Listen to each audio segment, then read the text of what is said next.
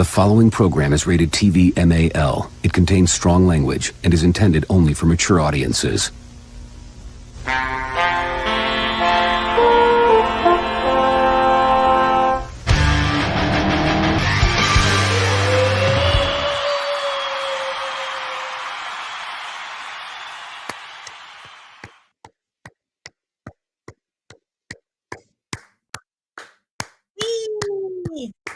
They can't hear me because my mic was muted. Fired. Are you in a toilet? No. Oh, wait, my mic is far away from me. Okay, yeah. Yeah. Hey, I'm in prison, by the way. Whoa. Oh my God, ISIS. Fucking kidnapping girl. No, I had an order for Amazon and I was supposed to pick it up this morning and they don't open the counter until like 9 a.m. So I'm on Pacific time, unfortunately. Oh, good morning. Right. What's that got to do with you being in prison? Yeah. ICE deported me before I went to the States. Well, they're doing their job, ladies and gentlemen.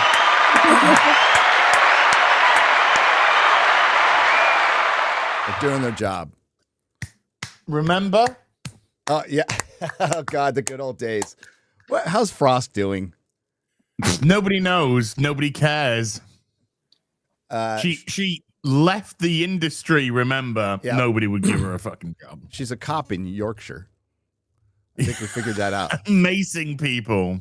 She's a cop in Yorkshire. Welcome to an early Real BBC, bagging, boarding, and chatting. And quite frankly, I've run out of comics to bag and board. I need to go to storage and get some more. I haven't. Do you know which comics I've got, dude? Saints and Sinners.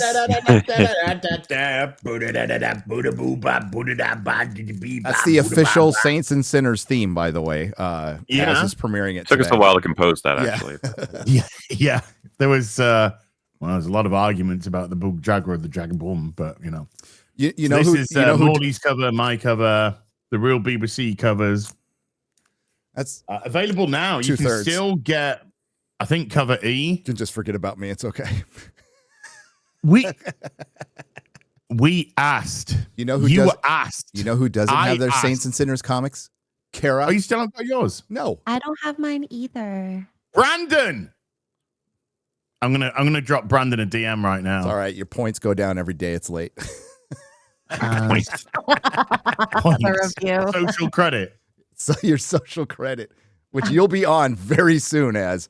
So we're starting early. No, dude, because I'll be fucking defecting. I'll be defecting to Russia or somewhere.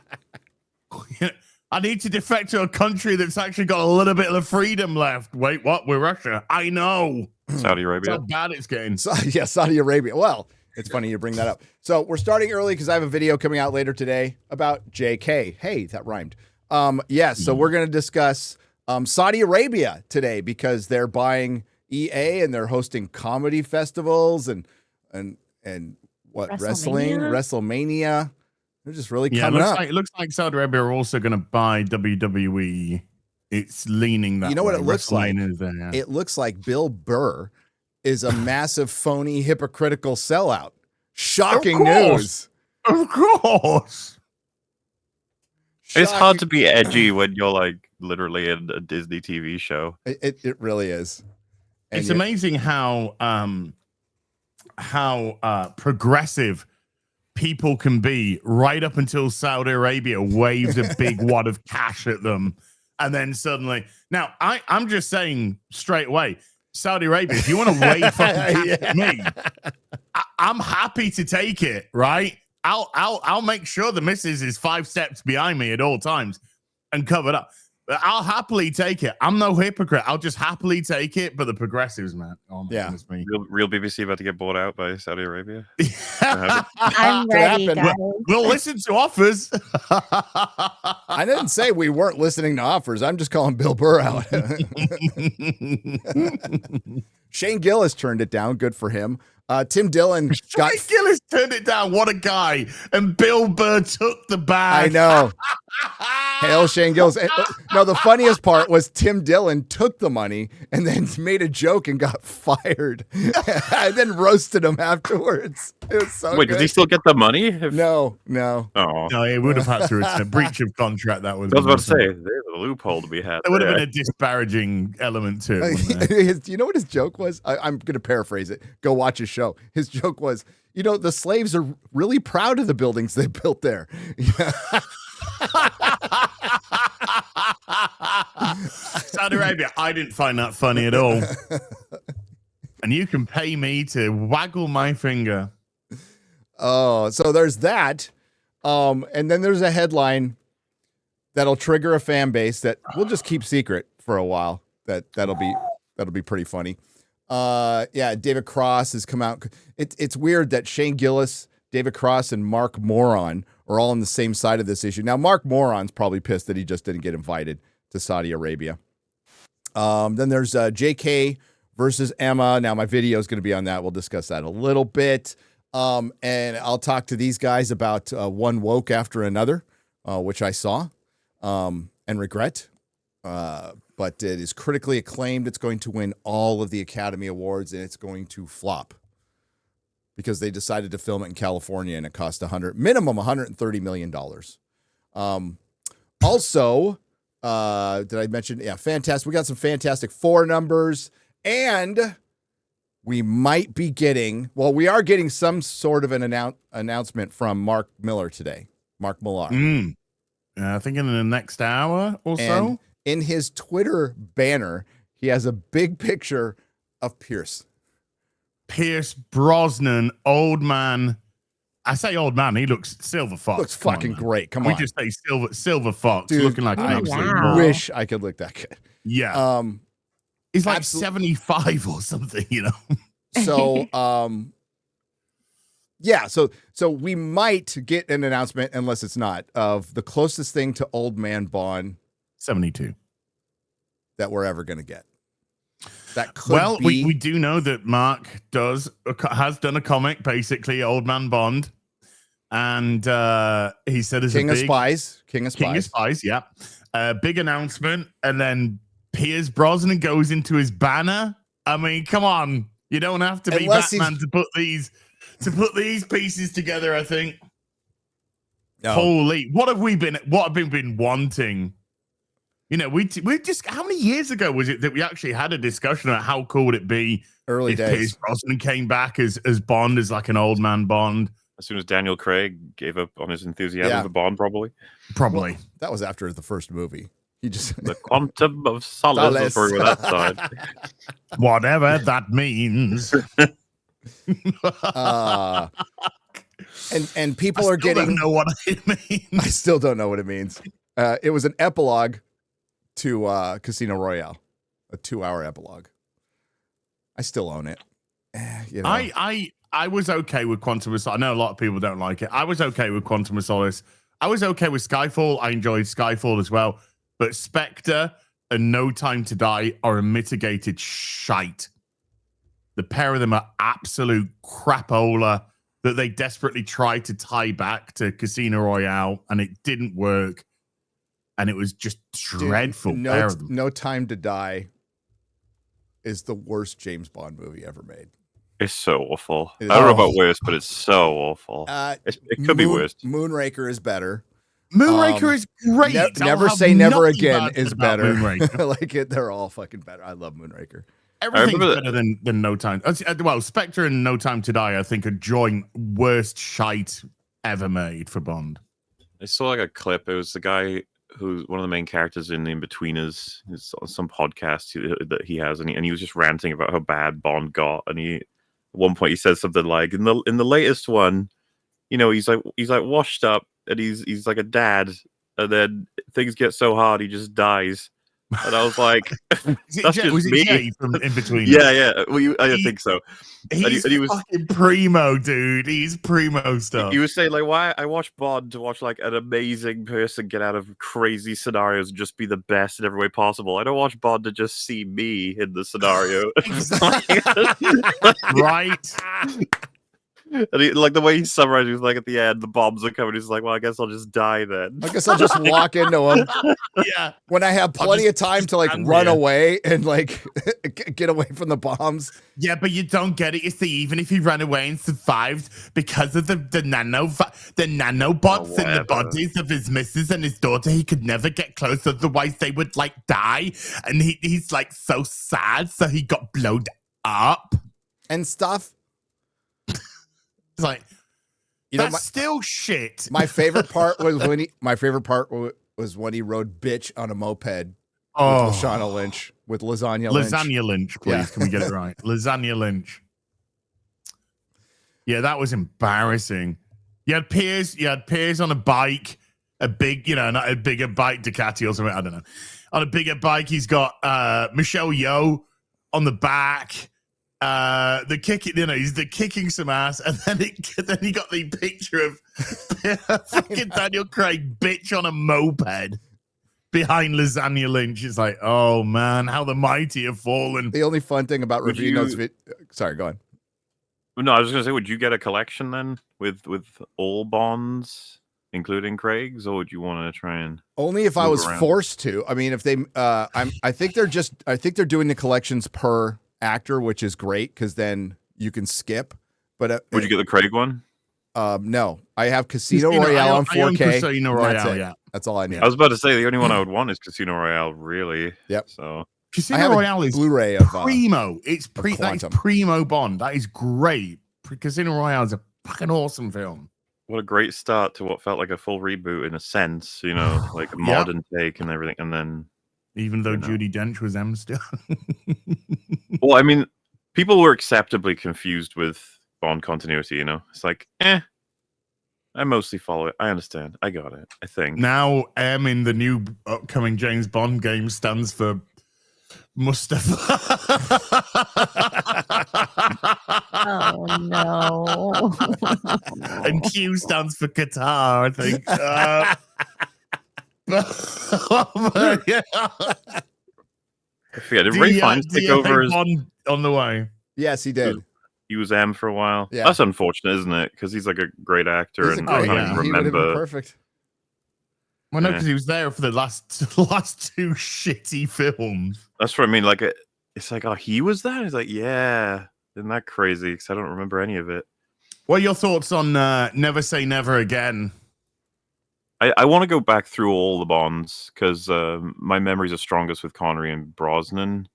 So I've got like just gaps or lighter, and not even all of everything. Like I haven't seen Die Another Day since I was like a kid. I think I haven't seen that in donkey's years. I just remember it being really goofy. But because I'd mentioned I rewatched Goldfinger the other day. I love that movie. Goldfinger's amazing. I love Thunderball, I love Connery's run. Period. Yeah, and so it's like Bond's interesting, right? Because they're still trying to figure out what the fuck they're doing with the next one, and then we got the game coming. Oh, it's gonna Denis Villeneuve is gonna do it, and it looks like they have a pretty good script writer, and it'll probably be a black James Bond, blonde, a black with blonde hair, a black guy with blonde hair, a blonde Bond. We already got a blonde Bond. They also want to get him like much younger as well, right? That's like the recent thing that was said. Yeah. Which, like, why they want to hang on to him. They want to hang on to him for as long as possible. I would be happy with a 30-year-old, 30 to 32-year-old Bond. I'd be happy with that if the script's good, if it's good casting, it's not even age. It's like demeanor, presence. Demeanor. You don't want some twink. No, Cavill was what, 28 when he was cast as Superman, and he. No, as a man. Yeah, but that wasn't a 28-year-old. There's 28-year-olds who look like full-grown men, and then there's a lot of actors, which they really like in Hollywood, that look like basically teenagers for the rest of their life. But Yeah, Timothy 'cause they wanna fuck Chalamet them, would yeah. like look the same for the next 40 years, probably. Timothy Chalamet, he's Like- never going to be able to Like Leo's close to my age, and he still looks like kind of a 30s burnout stoner in this movie. Like, and they even say he's in his 40s in the movie. Yeah, there's Timothy Chalamet, Tom Holland. They're all going to look like they're in their 20s they're going to be like 60-year-old, 20-year-olds. Yeah, so it's like you want an actor who can convince you that they are, assertive, charming, strong, and the whole selection. Bo Selector. Testosterone. Yeah, that's what I said. Seth Green. Seth Green's another one who looks like a 50-year-old, 18-year-old. Oh, wow, Yeah. Yeah, Seth Green for Bond, yeah. There you go. Did you see Bill Maher? Bill Maher kind of cooked him on his podcast. Seth Green started bringing up like, how we're living in 1984, and he's like, yeah, from our side. And Seth Green's like, what? And he's all, yeah, from our side. Oh, there you go. Fucking Bill Maher making sense once in a while, but he's still a twat. I'm sorry, twat. Did I say that right? Twat. Yeah, neither Twat. there. It's not what. Waffle. Twat. Twat. Yeah. Twat. Twat. Not twat. Not twat.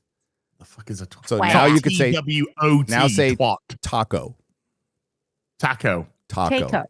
Taco. Taco. Taco. Taco. I was going Taco through videos Tuesday. of last night because sometimes I look to see how to pronounce names, and there was a whole video on. I do, and I still pronounce one wrong. By the way, I'm not changing it. I said Ralph Fiennes, and I'm not changing it. Right. It's Ralph. That's what I said, and I'm not fucking Rafe. changing it. But there's a whole video of people pronouncing Nike, Adidas. Nike. It's and Adidas. No, because every time they ask the person, they go Nike, and they go wrong. It's Nike. Nike. Adidas. Adidas. Adidas. Now, aluminium. You see, do you know why Perfect. the world's in the shape that it's in right now, Gary? Because people didn't slap people across the face that started saying Nike and Adidas. Okay, guy who's sitting in a country that's allowing digital ID and arrest people for memes. Thank you. Dude, we are in 1984. We are in 1984. Yeah. Hey, So look, basically, we're America's too how are dumb they gonna to enforce be in the digital 19. IDs? America's If too you dumb don't- to if be you in 1984, man. That's that we win. Too dumb. Dude, how are they going to enforce it? If you don't get your digital ID, you can't get a job. I'm employed. Well, what if you don't want another job? I don't. The enforcement is so it's so British. The enforcement is we expect everybody to be honest about it. It's like with the Digital Act. Please don't use VPNs to completely bypass our censoring of the internet. No. Well, I mean, that's what they've been doing with piracy for the past several decades. Basically, send you a letter saying "Don't pirate." It's like, okay. Okay. When I sign up for the BBC iPlayer to watch that shitty Doctor Who, it goes, "Do you have a TV license?" And I go, "Yes." And they don't ask for the license; they just ask. They let me sign up. It's so fucking funny. Oh, I got a letter. I got a letter from the TV license people the other day that says, "You've been on the list of not requiring to have a license for the last 2 years. So we need you now to contact us before the end of this month." Oh, fuck off. I don't need to contact you. Fuck off. Who the fuck do you think you are, you TV licensing trumped up tarts? Oh man, I can't wait to visit your country again and get arrested. It'd be great. I can't wait for the guy to come knocking at my door again saying, "We're sir," when he realized that, well, maybe not. So, "Hi, I'm for the TV license. People notice you don't have a TV license." "Correct, don't need one. Bye." Mm-hmm. That's what I did last time. Mm-hmm. Oh, and get off my property. And then they have to turn And then around he'll and say walk he's away. a rambler and he has every right to fucking walk across your property. There's no public right of way through my property. It's only rambling is only when there's a public right of way. There's no public right of way through my front garden. What if he's dogging? Is that legal? Oh my god. Depends what time of night it is, really. I mean, it's getting into dogging season now that it's getting darker later. You know those stories of There's a season? people dealing with like squatters who take over the house or whatever? Yeah. I've never quite I guess you'd have to be like hyper pussified to do nothing about it. To stand outside and be like, hey, give me my house. Because I would just picture it's like, okay, wait till nighttime, gather some friends, get the back key or whatever. And it's like, you're not going to enjoy this, the person who came into my house. Yeah, I know how to get into the house.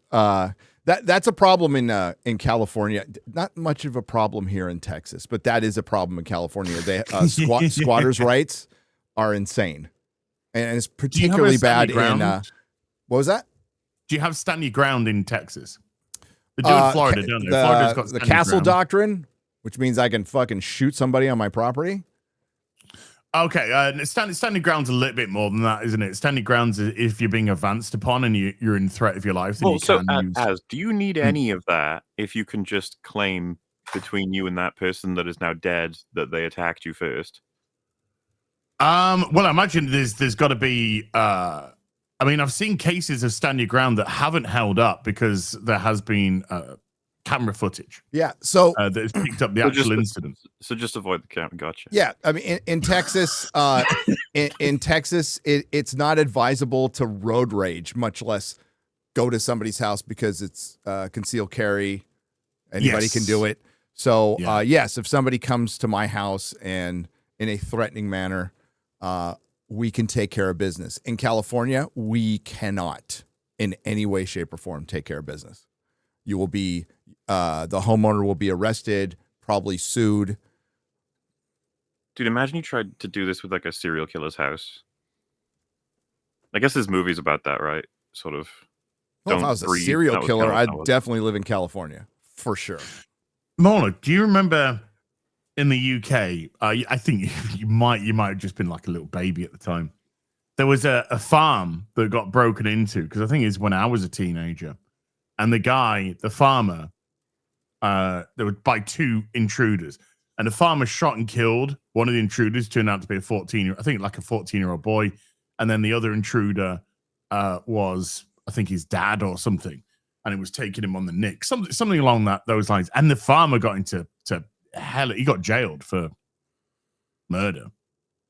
Wow. I don't remember that, no. But I mean, yeah. But in the UK, we're down the Canada route, where if somebody's broken in, then just let them get what they want. Don't put up any resistance. Don't. Just like, dude, fuck right off. Mm-hmm. Oh yeah. I just the idea that people just break into house and like, sorry, squatters' rights, or I just feel like no, it's so insane, Mueller. And the thing is, people have tried in California to physically remove people, and then they've been arrested. That's how fucked up it is. Now, I would take the jail time just on principle. I would take the jail time to get that fucker out of my house. Any means necessary. I just go, okay. It's so stupid, but it got so bad they finally started fixing the problem in California, and Californians can correct me if I'm wrong. But when I was there up until 2018, it was becoming an industry, and people had to have security guards at their houses, and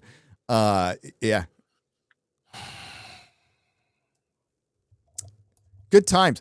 Don't live in San Francisco or Los Angeles. Don't go to a con there either. Oh, I couldn't think of anything worse. So our buddy Chris got shut out the second year in a row, and he's been completely welcome at this con back before it was called Kamikaze, and it was Stan Lee's con, and then it turned into LA Con, and it was bought by the lady who started Hot Topic, and I think she sold her controlling interest. So Chris has always been welcome there, but he's starting to get like shut out more, even with WonderCon in San Diego. They still let him do a couple panels, but he doesn't get what he used to get.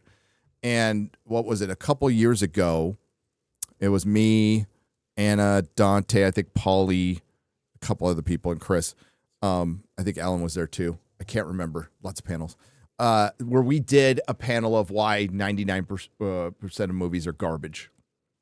And that panel was packed. Standing room only. And it was next to Kevin Smith's. And yes, I'm going to take this to my grave as an achievement.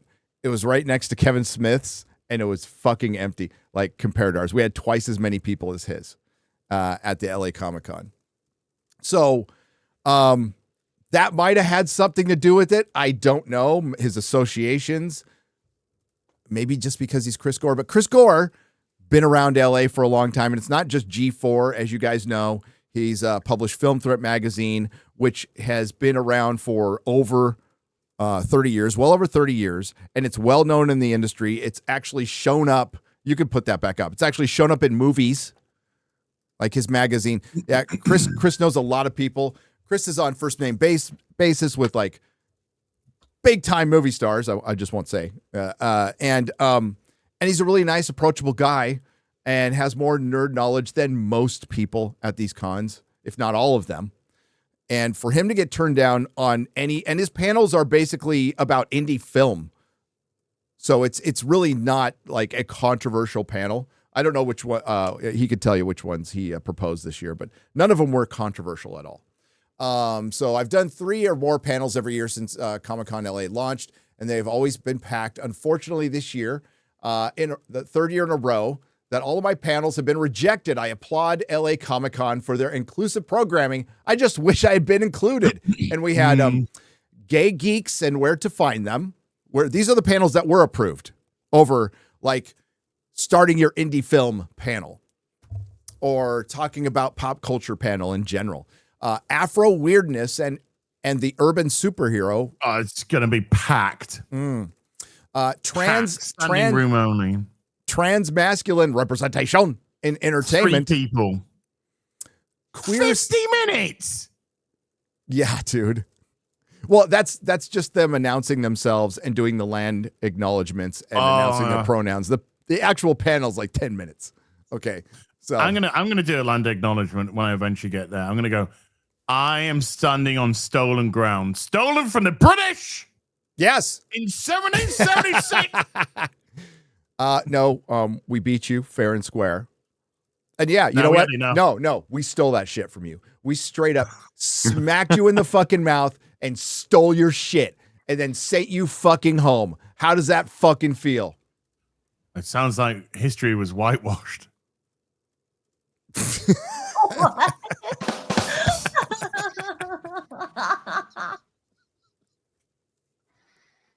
That's crazy that Gary was there when it happened. How old are you? Right. Oh my God, I was middle-aged back then, you know. Or Benedict Arnold, what a bitch.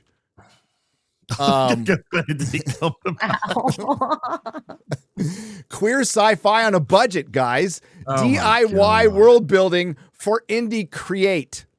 And Dante and Anna went to one of these panels, and there was more people on the panel than there was in the fucking room, as just called it.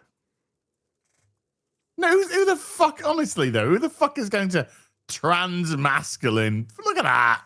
1, 2, 3, 4, 5, 6, 7, 8, 9. No, this is 10. This is queer sports. Queers. 11, No. 12. It's queers in sports comics. Queers in sports comics. Queers in sports comics. It's the niche of niches. So is it a bunch of dudes pretending they're women stealing like, their world records and trophies? It's like skiing dogs for fish on bicycles. You know, it's like, what the fuck? This what? There was 11 people in the audience. There's 7 people on the panel. It's like, I know. Holy you could have 1-on-1 seminars almost. Jesus Christ. Oh, somebody has a mask on. Somebody has a mask on. Of course. Oh my God. Fucking mask. Oh, look, there isn't a drop of fucking masculinity. Testosterone in there at all. Yeah. Oh, estrogen. It's been sucked out the hard way. Oh my God. But I used to do back in the old days. If you've been around the channel for a long time, Back in the old days, I used to do a panel review before going to con. So I did a live stream, and we would discuss all those type of panels for Comic-Con. If any of you out there remember those, did them back in 2016 and 17 and 18, and the titles for these panels are comical. So maybe I'll bring it back for next year. Back in the gay as back in the gay. And that's what Milo in Minneapolis said. So there was a lot of leave? Yeah, no. It's what Pedro Pascal said. Back in the gay. When I believe when Milo was selling Bibles, I think he was still having sodomizing men. Yes. I mean, did he marry a black dude just to annoy them? Just to annoy his dad? I don't know who, but his detractors. That could be every gay guy or daughter in the world, dude. Yeah. And how's your relationship with your dad? Boop. And off they go. Oh. Yeah. So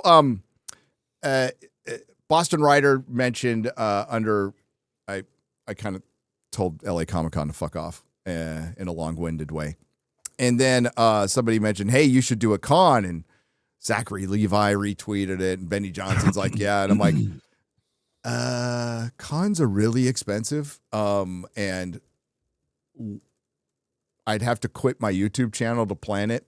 I think I have an alternative idea that would work. But I got to talk to Chris about it a little more.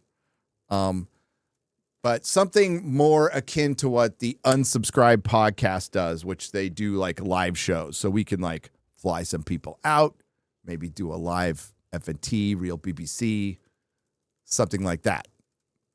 That is way more doable than doing our own con. And I love the enthusiasm and the support for it. But I mean, I know it says I'm highly organized in the song, but I'm really not. No, that is I'm pretty sure sarcasm. What? In the lyrics. Pretty sure. No, yeah. they are being really serious. They said Dan said highly organized. Okay. He wrote that as a lyric. He was completely serious. Are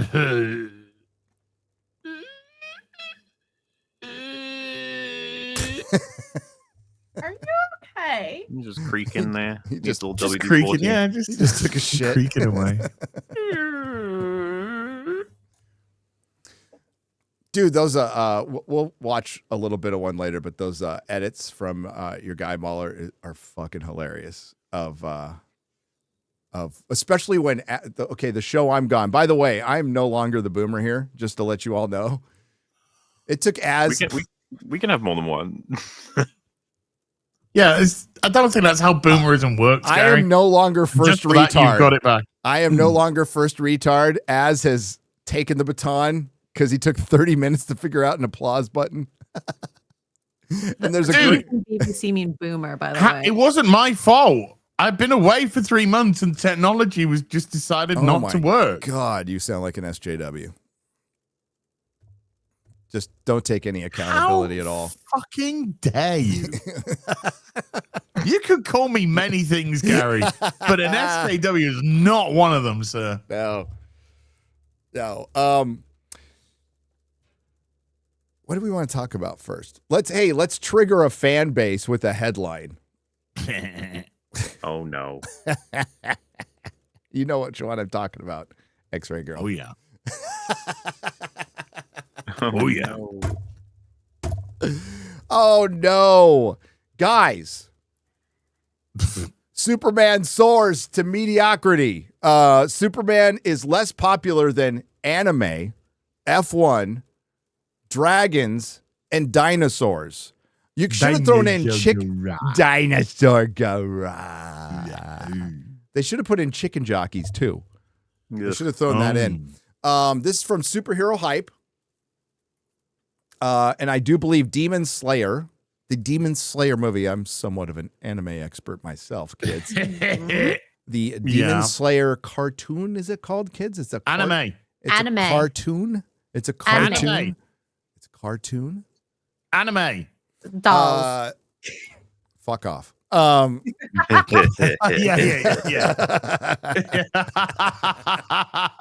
Trannies. Wait, what? Transformers. What? Transformers. What are you talking about? Just abbreviating Transformers. That's all.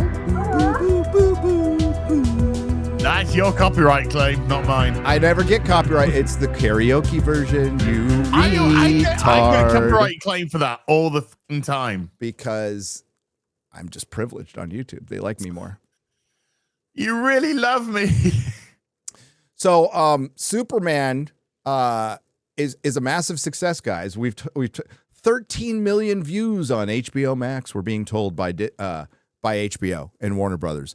It was a massive success at the box office, even though it went to video on demand early. It was really important to do that, though. So you see it before Peacemaker. And James Gunn said, "Oh, it's not going to go to HBO until way after Peacemaker." Oh no, wait. It actually went on HBO during Peacemaker. Oh, and don't let me forget to show you the ratings of Peacemaker, or the lack thereof after this. Please. The lack thereof.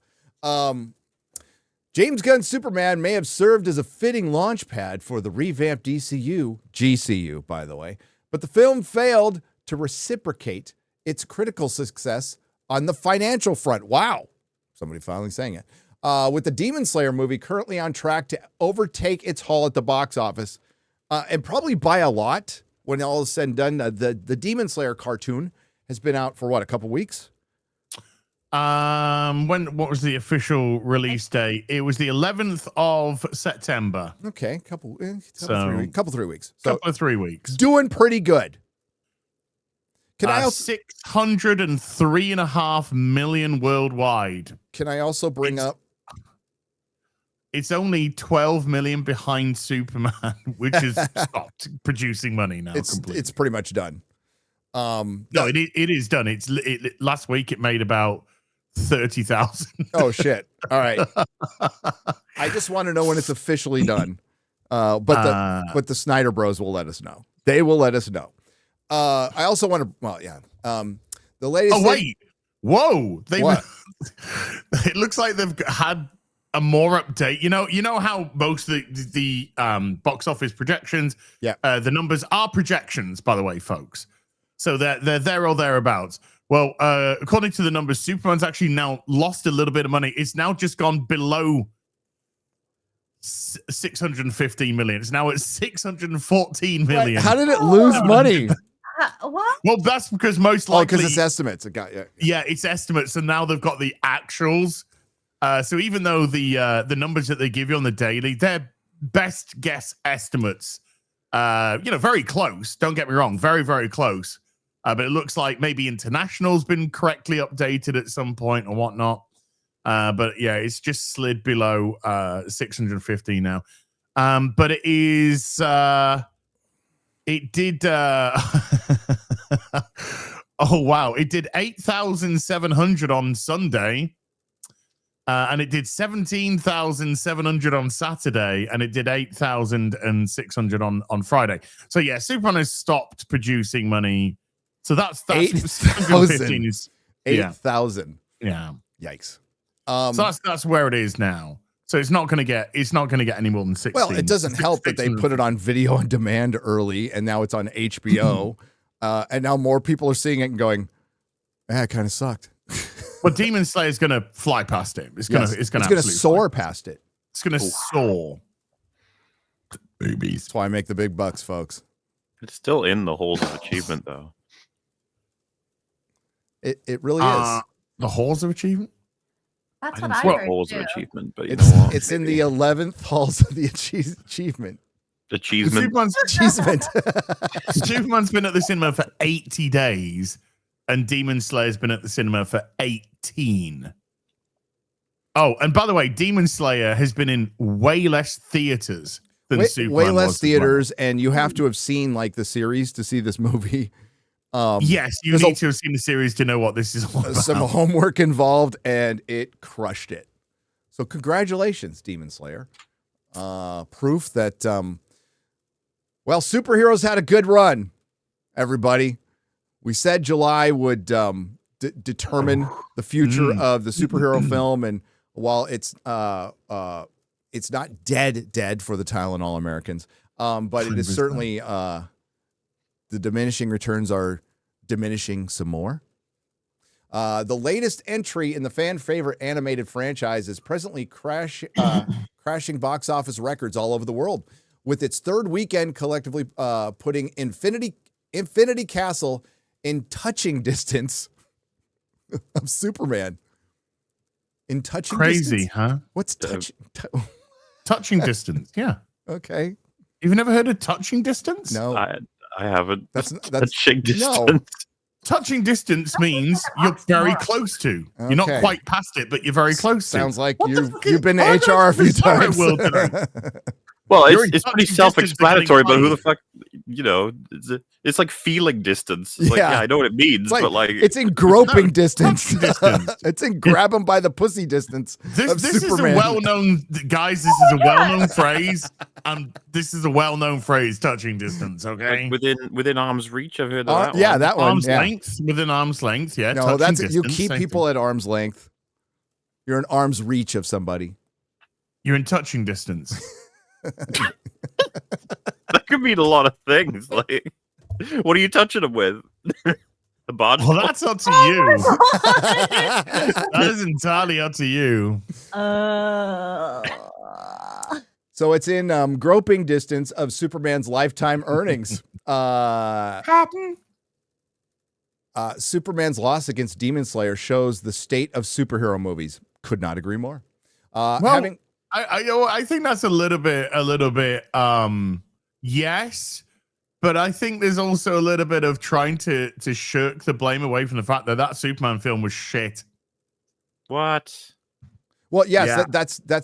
It seems to me that that's how they're framing it. They say Superman isn't as popular as these things, so they're going to blame it on Superman, and they're going to blame it on white male lead or whatever because they've done that in the past. And the fact of the matter is, the movie wasn't very good. Superman should have done better. It should have done better. I wanted it to do better. I thought it would do better, but it didn't. I mean, if it were a better film, it would have done better. Yeah. Well, I didn't want it to do better when I saw it. After I'd seen it. Well, before I saw it, of course. In sharp contrast, the David Cornsweet-led Superman only mustered $615.6 million. It soared past 500. So how is it only mustered 615 now? It soared to the mustard. 615.6 million in ticket sales, which suggests that the Demon Slayer movie will soon overshadow the collection of what was arguably the most anticipated superhero film of 2025. In fact, James Gunn's latest directorial James Gunn feature had already lost the box office battle to 6 movies this year. At the time of writing, Superman ranked 7th, not 11th, 7th, guys, in the list of the highest grossing movies of 2025, with Demon Slayer, Kimetsu no Yaiba, the movie. Dude, he's going to end the year on 11th place. It is. Well, it's not going to be Avatar, so that'll definitely be a It's not going to be Avatar. Demon Hunter's going to go past it. So there's another 2 that's going to go past it. So it's going to go 7, 8, 9. Kimetsu no. It will be funny if it's 11th. That would be so funny. It would be hilarious. I am rooting for that. Let's make it happen, guys. Yeah. Filmmakers, go. Kimetsu no Yaiba, the movie, Infinity Castle, expected, that just rolls off the tongue, expected to usurp its spot sooner rather than later. The films have earned more than the global level than Superman are listed below. Ninja 2. 2.15 billion. What? Okay, well, that's a Chinese movie, and I'm just going to say I don't believe their fucking numbers, but go ahead. Ninja 2 is the highest grossing movie of like all time now. Deja vu? Deja vu. It's from China. Hey, I mean, have you seen it? Is it really, really good? No. so I can't judge it. I've seen animation from it, and it boggles my mind how it could have made that much money, even in China. But I'll tell you this, dude. When I'm on a plane and I'm watching a movie, when it goes to like the movie selection, I just go to the fucking like Chinese section and start watching one of their movies because they're way more entertaining than Commie the shit we've confirmed. got. Yeah. I'll take your money, China, as well. China. You can have a bidding war with Saudi Arabia for me.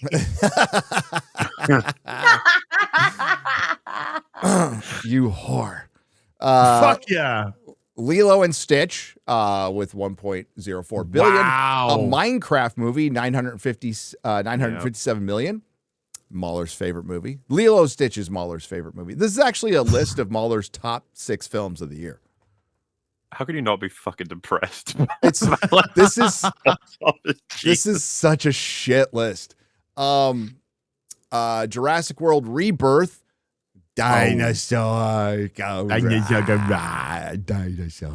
I think they'll be really happy with that 806. Oh, absolutely. 67 We're going to get 7 more because of this. How to Train Your Dragon. Oh, wow. Yeah, which did 634.9 million. I didn't like that one very much either. Kind of soulless, but F1, a movie I liked a lot, which did very well internationally. Like 400 million of that is international. 626 million at number 6. By the way, that's pretty much the same with Demon Slayer. It's bulk of its money is international. It's 119 million domestic, US domestic, 484.5 million international. None of the Marvel movies are in the top 5 or 6 or 7. 2025 has proven to be an underwhelming year for superhero movies. Wait a minute, guys. Wait a minute. Jesus. When Captain African American came out, I heard the budget wasn't that big. I have forgotten that and film it soared. even existed. When Thunderbolts came out, Bob Iger said, this is where we're restarting. This is where the quality comes in. This is the point. And then that flopped. And then Fantastic Four came out and said, no, this is the point where the quality starts over the quantity. Right. And then that flopped. And then they also released Ironheart. Let's not forget that. Oh, and Marvel Zombies just came out, and that was utter shit. Surprise, surprise. Oh, don't you want to watch Kamala Khan be annoying through an entire you cartoon? Could just end it there. You could just end it there, Gary. Yes. And the answer is no. No, I don't. The Fantastic Four First Steps was the only superhero movie that was able to cross the 500 million mark this year, with Captain African American and Thunderbolts Asterisk ending their run in the theaters with a collective 415.1 million and 382.4 million, respectively. It's because it was shit. So that's it. You see, there was that headline: Marvel utilizing Yelena as the main sort of like character in 3 upcoming projects or something. I know. Like, stop it. Yeah. Stop it. It's not happening. No. Mahler, they female Mengele from Black Widow is in Marvel Zombies, and the Russian accent is the most comically bad Russian accent you will ever hear in any medium anywhere. Not Rachel Weisz, right? Like, she's not doing it. I don't think it was. A lot of the voices were like Yelena was Florence Pugh. You know, a lot of the voices were the real voices. Shang-Chi. Oh my God. Shang-Chi. Really annoying. Really annoying. Is that a sequel? That might be a sequel. That might be a sequel. Where's that sequel you were looking for? Simulu, who's got me blocked on social media. Man, I got to get blocked by Simulu. I am so happy. I am so, because when he put up that picture of the videos, and it was like mine was there, yours was there, I think Ryan's was there. There's a bunch of our videos that were there going flop. It's like, ha! Well, a bit of a flop. Ah! Oh no, it flopped, mate. What's the Well, he's gonna be in Doomsday. You can't make that claim, can you? You're not in Doomsday. No, I will Not be yet. in Doomsday watching it. It will be my Doomsday watching it, most likely. They finished filming it. I've got no what? Yeah. No, they have not. No, they finished the first round. They finished. Yeah. They finished principal photography, and then they're going to finish the script, and then they're going to do reshoots. Yeah, they haven't even written the script. They haven't finished the script yet. They can't finish fucking filming. They're doing this in increments. Yeah. Dude, I have zero hope for this film at all. None. I definitely think that one more a brand new day is gonna eclipse this. I think it could easily. Well, hey, Tom Holland's gone to the hospital over it, so Has he putting the effort in? Got a he hurt concussion. himself. Yeah. Oh Yeah. no. This sucked. He does a lot of his own wire work. Oh, it's not King of Spies. It's No. What is it? well. It's Conquered is a Kickstarter. So he's doing a Kickstarter, and it's something he pitched to DC. It says, huge news. I pitched Conquered to DC when I was 13 years old, and now it's become a reality. The Hollywood Reporter on this big Kickstarter campaign. Congratulations, Mark, but not King of Spies. But why has he got Pierce Brosnan then in his banner? Because I don't know, because he's been teasing this all year. So we're probably just waiting for official announcement. Damn. Oh, I mean, well. good. Great, Good. Mark, but we wanted King of Spies. Oh, the Kickstarter is live now. It's live by the way. now. Go check out the art. Looks good. Yeah, Kickstarter is live now. Can we put the link? Can I drop the link in the DM in the DM if X-Ray Girl wants to push that up? Yeah, I can share that. Yeah. There you go. Hail, Mark. Hail, Mark. Hail, Mark Millar. Yeah. We'll probably get him on the show to talk about it. Yeah, we should. We should also get him to talk about King of Spies. Yeah, Fucking and spill, dude. then we can harass him about King of Spies. Come on, man. Quit fucking around. I want something to look forward to, for fuck's sake. Mark, why do you have Oh, hi, this Mark. in your- Hi, Mark. I did not hit him. I did not. I did not tease you with King of Spies. Yeah, I did not. I did not. Oh, hi, Mark. J.K. Rowling nuked Emma Watson from orbit, going scorched Earth, and caught her in 4K, whatever all the YouTube video. I don't know. Can you explain this one to me? I've only heard this. I don't know what's going on. All right. Again, doing a video on it, so I'll go into detail in the video, but we'll briefly talk about it here. Emma Watson, who has been out of acting since for a few years now. I don't know exactly how long, but for a few years. And she's also self-partnered. You know, In other words, single. Wait, what? she's self-partnered. She announced to the world that she's self-partnered. This narcissist. So she flicks her own bean. Yes, this narcissistic moron. For one, I watched most of the podcast. She's an incel. Dude. She's a femcel. Most of it is talking about how other people see me, how other people's not that many. Listen, I hate to break this to you. Nobody cares. People remember you as Hermione, and you were in a couple movies after that. You haven't really done much. She's 35 now, and people really don't see you or care or anything. But she comes out, and towards the end of the podcast, she talks about J.K. Rowling, somebody who she's very happily thrown under the bus in a very passive-aggressive way, along with Daniel Radcliffe and the actress who plays Cho Chang. And no, it's not X-Ray Girl. And Dean Thomas and Rupert Grint, but he dialed his back. There's a long list of Harry Potter actors who, in 2020, when J.K. Rowling said, "Hey, men are men and women are women, and women need their own spaces. They don't need men in rape crisis centers who are pretending to be women, or men in women's prisons who are pretending to be women, such and such." They were quick to distance themselves, throw her under the bus, make a snide comment on the fucking BAFTAs. And J.K. Rowling, rightly so, got a little pissed because, by the way, none of their careers have really taken off. Now, David Tennant is also throwing her under the bus too. But there's people who he's a fucking there's people who crap backed as well. her, like Rafe Fiennes, Helen Bonham Carter, the late great Robbie Coltrane have all had her back, and even John Cleese has had her back for this. And Tom Felton. And Tom Felton. Tom Felton, yes. Who is like a good, seems like a good dude. Kind of comes across as a good guy. Yeah. I like Tom Felton. Yeah. So somebody you'd have a maca laka chai tea latte with. So Emma, you would. is it pumpkin spice? yeah. That's for the lady. That's for the missus. And a pumpkin spice latte for the lady. Yes.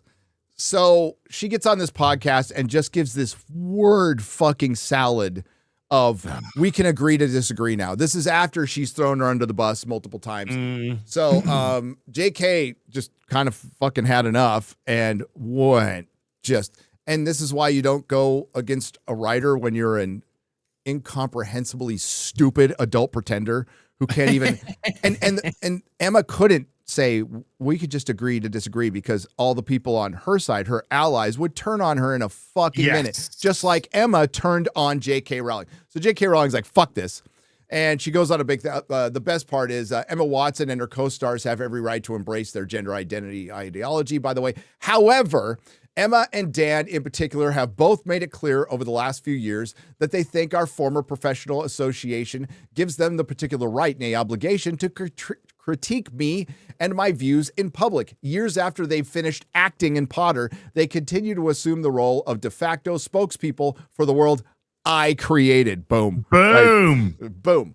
And then she goes off to list basically all the things that Emma's never going to have to experience, like being, and this is, so when she threw her under the bus on the BAFTAs, that was at the height of J.K. Rowling getting death, rape, torture threats against me were at their peak at the time when my personal security measures had to be tightened considerably, and I was constantly worried for my family's safety. Emma had just publicly poured more petrol on the flames, yet thought in one line of expression or concern from her would reassure me of her fundamental sympathy and kindness. Now, after she threw her under the bus, go up a little bit, X-Ray Girl, she passed on a handwritten note that basically said, I'm sorry what you're going through.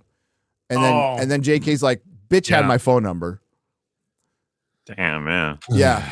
And so now Emma's like, oh, I hope she can like me again. And she's like, get fucked.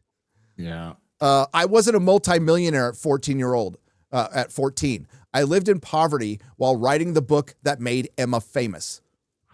I therefore understand from my own life experience what the trashing of women's rights in which Emma has so enthusiastically participated means to women and girls without her privileges. She basically said she's so ignorant, she isn't aware of her ignorance because she was basically born rich. And she doesn't have to live. She doesn't have to go to rape crisis centers or homeless shelters. She doesn't have her bathroom is in a house that's got a security guard. She has no fucking idea what she's talking about. Basically, Ricky Gervais, what he said. You have no clue what you're talking about. Yeah, fuck off. Thank you, God. Collect your award and fuck off. And she basically ended Emma's career with this. I mean, it's like she wasn't having much of a career anyway, and Daniel Radcliffe too. But it made the rounds. And again, I made a video. I'll give you my thoughts. I'm a big Harry Potter fan. So that's why it's just so unbelievably stupid. You know what's going to jeopardize the Harry Potter brand more than J.K. Rowling's views, which are Black Snape. Black Snape. Black Snape. Blape. No, nobody disagrees with J.K. Rowling. The vast majority of humanity agree with her take. And considering that that the franchise, I do believe, I looked it up last night. Didn't make the video, but everything else did. The merchandising license for Harry Potter is worth $25 billion. I don't think she's hurting for anything. I don't think she's being canceled. It's worth $25 billion. They're trying to run out that Harry Potter book sales have gone down. dude, Pottermore Publishing went up 50 million pounds last year. Went up 50 million pounds last year. And they just expanded to Epic Universe and all this stuff. So that's bullshit. So what she mentions later on, guys, is she's like, well, the tide's turning. Like, it was really easy to criticize me 5 years ago. Not so easy now. So now they're like backing off on their statements so they could maybe get back in her good graces or get some work. Good luck. Brave, what a brave soul Emma is. Fuck around and find out. So that was actually great to see. That was great to see. Oh, well. Oh, well. Let's go to Saudi Arabia. If they pay me.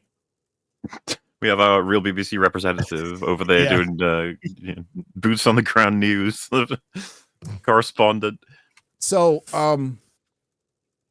I think this comedy event is in what's it called here? Put it up, X-Ray Girl. It's not in Dubai, which is in the United Arab Emirates. It's in Saudi Arabia. X-Ray, go find the list of comedians. It's out there somewhere. No, there's a poster. There's a poster that has all the lists of the comedians. Find that while we look at this. Because it's unbelievable. So I just wanted to point out a couple. Because honestly, if you want to go to Saudi Arabia and do some comedy, I don't give a shit. I really don't give a shit. But if you're a virtue signaling whore like Bill Burr and or Whitney Cummings, who will go whichever way the wind blows. Oh, fucking that phony ass who have called out both Bill Burr and Whitney Cummings have done woke comedy, calling out misogyny and America being a slavery state and all that bullshit. And then you go to Saudi Arabia, get fucked. Now, when you called actors adult pretenders, Gary, is the reason why it's stuck is because it is so true. It's a silly Billy little poke at them, but it's so true. They are literally just pretending through their whole fucking life, pretending to be human beings. They ain't even fucking human beings by looks at these people, but they're certainly just pretending. They have no clue on reality whatsoever, and they certainly have no principles or morals whatsoever, and they will flip-flop in a heartbeat if the price is right. You can find Anthony Cumia from Opie and Anthony. He's been on Friday Night Tights. Bill Burr used to be on the show. They had a professional relationship. They were buds. Anthony got in his trouble in New York over the N-word or something. Like, if you ever listen to Opie and Anthony. But so basically, Bill Burr had to sit down with Anthony Cumia and said, I can't hang out with you anymore. And it was basically because of his wife and over that controversy. Yet I'll go to Saudi Arabia, where women, I think, were just allowed to drive recently within the last 10 years. Within the last 10 years, based. But I tell you what, since then, though, accidents have gone through the roof. Yes. I encourage you to go listen to Bill Burr's breakup with Anthony Cumia. It's fucking disgusting. It's absolutely like treating your friend like that of many years. That's Hollywood, baby. There is no friendships. It's just allies. Transactional relationships. So transactional in more ways than one. Relationships. Yeah. Saudi Arabia's Riyadh Comedy Festival, a comedy festival in Saudi Arabia. I know this is fucking almost a contradiction in terms. Dave Chappelle. Now, am I mad at Dave Chappelle for going? Not really. No, Dave Chappelle rips everybody, every single body. I'm not mad at anybody for going. Yeah, get your fucking money. I don't care. Dave Chappelle is a woke fucking no. But don't come out like, okay, so it's Dave Chappelle, Kevin Hart, Aziz Ansari, Pete Davidson. Okay, so he's getting some criticism because his dad died in 9/11. 90. I know he's going back to where it all began. Andrew Schultz, Joe Coy, Bill Burr. Now, Bill Burr comes off as like this righteous asshole, virtue signaling, phony piece of shit, pretends to be edgy. It's about as edgy as a butter knife. Jessica Kirschen, Jimmy Carr. His wife's an activist. Total, yeah. Completely cucked to his wife. That's what everybody says. Jimmy Carr, who is a pretty good comedian. Louis C.K., Sebastian Maniscalco, Maz Jabroni.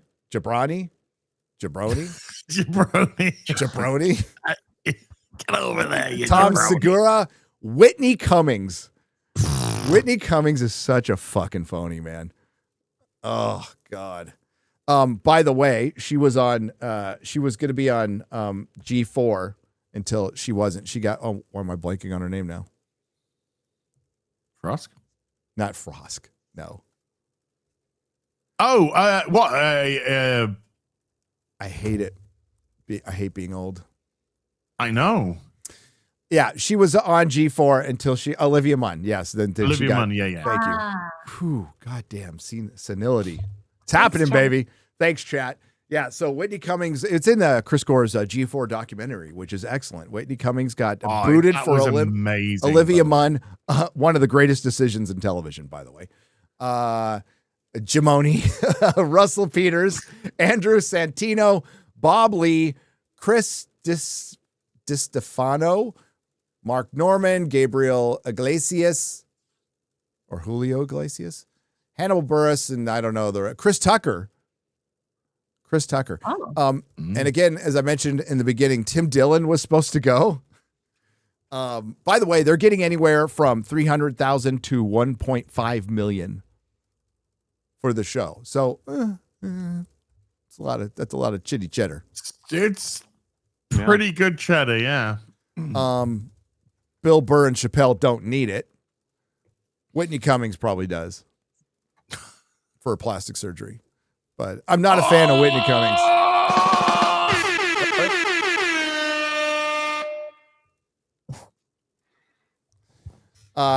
David Cross. I tried to watch it when she had a TV show, her sitcom, whatever, Whitney. I tried to watch that. I couldn't. Dude, they have been trying to force that woman on us forever. I'm starting to feel like I need to go to rape counseling that they're forcing her on so much. And she's unfunny. She's a fucking phony. She's a sellout. She'll go any way which the wind blows. Yeah, not a fan. Do you know who you won't find at rape counseling? What? Emma Watson. No. You won't find her in a public bathroom? She'll be in her ivory tower, mate. And I hope she isn't. I don't want her to be in rape counseling. Not that we want her to be. I don't want her to be in rape counseling. That's horrible. Because she won't be there doesn't mean that we want her to be there, okay? Two things can be right at the same time. Emma Watson should be grateful she will not have to use public bathrooms. She gets private transportation everywhere. She either gets a private jet or first class. She probably gets access to the good bathrooms on the planes. Yeah, she should be grateful for that. Instead, the woman responsible for her career, she threw her under the night bus. David Cross slams Bill Burr and more comedians performing at the Riyadh Comedy Film Festival. I'm disgusted. How can any of us take you seriously again? Now, I'm going to call out David Cross because I'm going to guess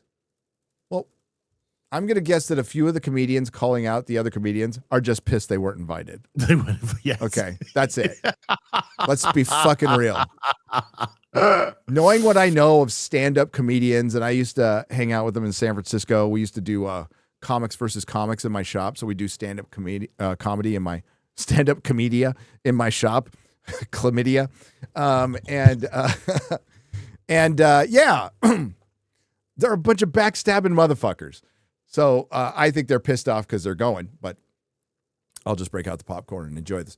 Comedian David Cross released a fiery statement. I'm glad he released a statement on his website Monday, condemning the comedians who agreed to perform at Saudi Arabia's Riyadh Comedy Film Festival. I'm disgusted and deeply disappointed in the whole gross thing.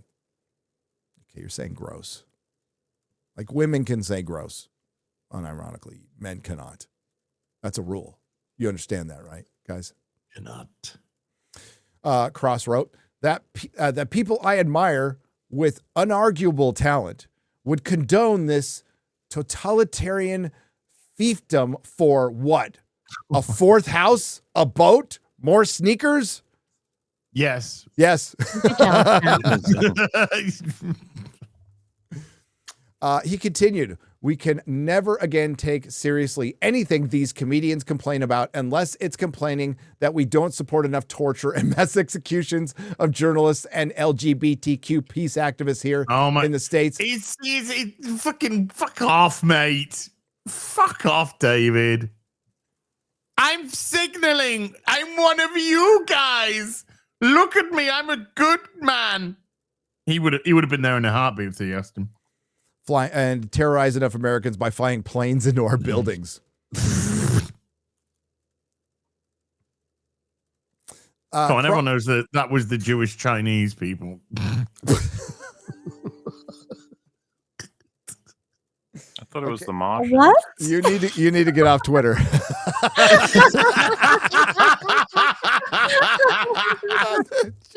It's not me that needs to get off, mate. It's the people that are saying it's cooking and shit. It was the Jewish Chinese robots. It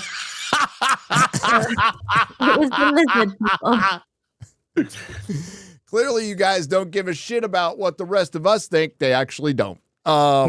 But how can David, any of us? Correct. None of us give a shit what you think. No. By now, we've all seen the contract that you had to sign. The Mr. Showstar isn't the first comedian to take issue, with respect to my British friends here, with the Riyadh Comedy Festival. Mark Moron. I can't get on Mark Moron's side. Mark Moron is a piece of shit. Recently took to his What the Fuck podcast to slam participating those at event. Now, this is a dude who's pissed that he didn't get invited. I promise you. I mean, how do you promote it? From the folks that brought you 9/11, 2 weeks of laughter in the desert. Don't miss it. I mean, the same guy that's going to pay them is the same guy that paid the guy to bone saw Jamal Khashoggi and put him in a fucking suitcase. But don't let that stop the yucks. It's going to be a good time. Shane Gillis also disavowed, who I like, the festival, saying on his podcast that he turned down an invitation and a significant bag for appearance fee. He said, I took the principal stand. You don't 9/11 your friends. The principal stand. Wow. He even made that. That's brilliant, dude. That's one of the funniest joke that will be said at the festival. That won't be said at fucking good. Oh my God. That guy's a pro. Love Shane Gillis. Yeah. I was on a podcast. Kurt Metzger, love Kurt. He invited me on. He invited me on to. He's been on his channel a couple of times. First time he invited me on, it was me, Kurt, and Shane. And I'm just this fucking stupid guy that screams at fucking shitty superhero movies. And they're all talking about, the ins and outs of the fucking comic scene. I remember. I got nothing to say. And anyway, Kurt invites me back on for another episode a few months later or so. And this time it's Shane Long. So I've been on this fucking podcast with Ryan Shane Long. Ryan Long, sorry, not Shane Long. Ryan Long. Who the fuck is Shane Long? And again, I think I said about 2 words the whole fucking show. Because they're just there going into the ins and outs of the fucking, comedy scene in New York or wherever it is. It's just like, sorry, Kurt, I have nothing to contribute to. I mean, nowadays, if you get Kurt, you're welcome on anytime, by the way. Kurt Metzger is a fucking legend. Yeah, he'll go down some different rabbit holes with you. We'll just say, dude. Yeah. His appearance. He's a good one. I like Kurt. His appearance on Forbidden Frontier is one of our best shows. Easily. Wild. It's fucking wild. It's so good. Hail Kerp. Dude, I've been going down some rabbit holes recently. If you're ready one day off camera, we'll talk about the moon. We'll talk about the moon. Oh, I've been down the moon rabbit hole for sure. Down the moon. I'm just sort of The getting full moon. Which? The whole. I beg your pardon. I don't think they tolerate that sort of shenanigans in Saudi Arabia. They really don't. I mean, they did. Unless you want to fly. They did kill a journalist, right? And there were some flights off some. Chopped him up and put him in a suitcase. Yeah. Jesus. That's dark. What's this Doctor Who thing? Now, I'm no fan of journalists, but even that's extreme for me. That's a bit extreme. It's a bit extreme. Hey, and then they bought EA. Do you guys care? Do you guys play the EA games? No, EA can fuck off anyway. And then they're gonna buy WWE probably in a couple of years. It seems to inevitably be going in that direction. Yeah, I guess they're trying to go mainstream for some reason. Not really sure. Well, as mainstream as they'll allow themselves to be. Right. I think legitimizing is probably the better term to use. Trying to legitimize themselves. It's got a bit of a bad rap. A little bit of a bad rap. They got a little bit of a reputation. They got a bit of a rap going on there, you know. But I'll tell you what, the day I'll have fucking respect for the fucking Pride movement is the day that they start marching down the main high street of Riyadh with their flags fucking flying. Jimmy Kimmel's ratings have come back to earth. Suppose that makes sense, yeah? Yeah. Oh, big time. He got fucking that lad for all his fucking pomp and circumstance. And thanks, Mr. Trump. Trump's like, what? Thanks for popping the biggest rating of the show in 6 years or whatever it is. Got a reality check. Like the very next fucking show. Big reality check. Yeah. It couldn't have happened to a nicer piece of fucking disingenuous, fake, phony asswipe like Kimmel. Yeah, you got like 6 million. I got the article up here, X-Ray Girl.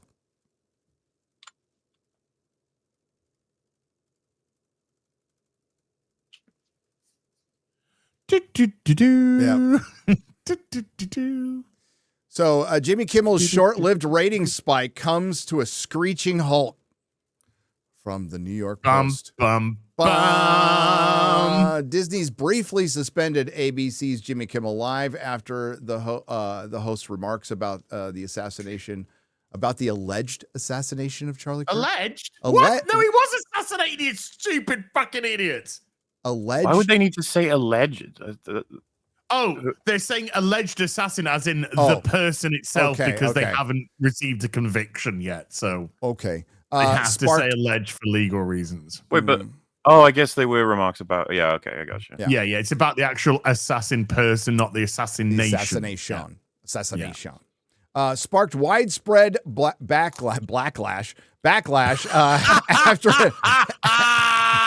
That's Netflix, mate. After, well, I mean, he did do blackface. We have backlash. Netflix have blacklash. Yeah. After an about-face Disney, the liberal comedian returned last Tuesday with Kimmel's emotional return. Liberal comedian. I love they call him the liberal comedian. They should start doing that. They should. That's far left fucking joke that he's ever told. The far left comedian drew a massive audience, but viewers haven't stuck around. On Thursday, Jimmy Kimmel Live averaged 2.3 million total viewers, a staggering 64% drop from the 6.5 million who tuned in on Tuesday. The much hype return. Kimmel shed even more viewers in the advertiser coveted demographic of adults aged 25 to 54, with Thursday's episode hemorrhaging 73% of viewers from the critical category.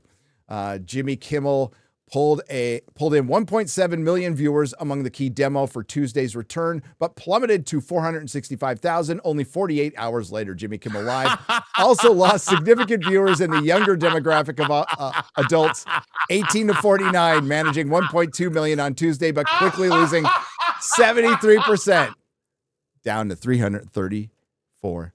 That's 334,000 viewers in his key demo. More people are watching freaking YouTube. Drinker. They're watching Drinker, Mauler, fucking your videos, for goodness sake. Damn. Yeah, so it didn't really work out. And, you know, Disparu said this, like, the network figured out what most Twitch streamers figured out: get canceled, get back on, and you'll get a little boost. Yeah. But you got to keep them there. You got to keep them there, which they didn't do. Which they did manage to do. Well, speaking of drinker videos doing better than something. His drinker video, his Witcher video is going to do better than the Witcher 4 season. Yeah. I'm telling you that right now. Oh, man, that's a month away. A month away. Enjoy. Right here, X-Ray Girl.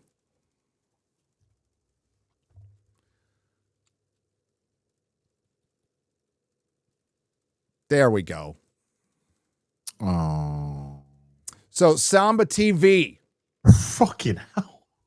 Marvel's Fantastic Four First Steps has landed in on PVOD, drawing 439,000 U.S. households over 6 days.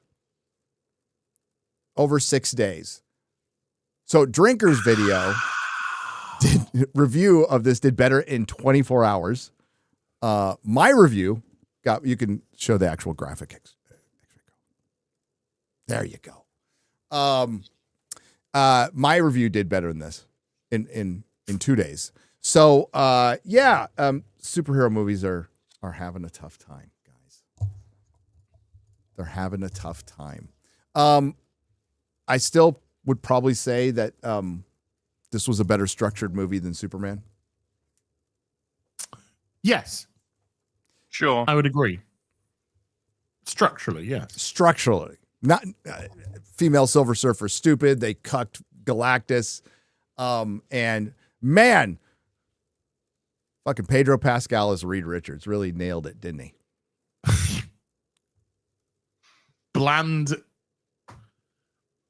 vacuous, empty, personalityless. Yeah, he was great. It was awesome. So yeah, how you doing, guys? Doing all right. I mean, what can you say? You know, superheroes struggling, man. Superman managed to dominate the selection of superhero movies, but then you look at his competition, and you're like, oh, he beat the retards. I guess. Like, just it's like punching them beating bloody. the special kids in class. Well, yeah. So it's just not that impressive, especially that when you compare the box office of Superman against basically choose your metric. Past Superman films, this year's top scoring films, other superhero films over the course of decades and stuff. Obviously adjusting for inflation, but you can't say that. It makes you fascist. Well, it makes you fascist. It's not fair. Why is it not fair? Because then it makes it more. Oh, that's the only reason why. Gotcha. Oh shit! I didn't know what Fantastic Four had finished on. Holy crap! 521 million worldwide. Ouch. As not very fantastic. Warner had a pretty good year. They had they broke a record of having multiple movies hit 40 million domestic in a row. They're probably pretty happy, yeah. Yeah, they're probably, but again, they are the smartest retard this year. It's such a bad year for movies. Yep. Weapons. What they're happy with? Pretty profitable. We're going to get the proper numbers for that film out. Oh, because it was filmed in the UK? Mm-hmm. Oh, yeah, we will. Yes, we will. Just like we got the proper numbers for Witcher. Oh, and they updated it. Seasons 4 and 5 are going to cost another like $220 million.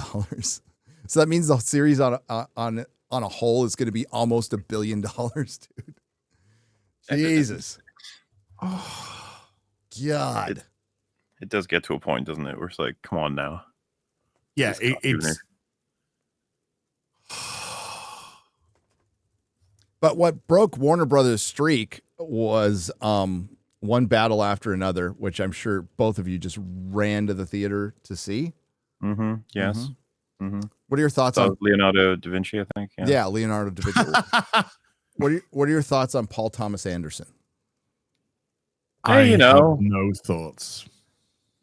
I'm not going to say that. Well, because he's not enough of a.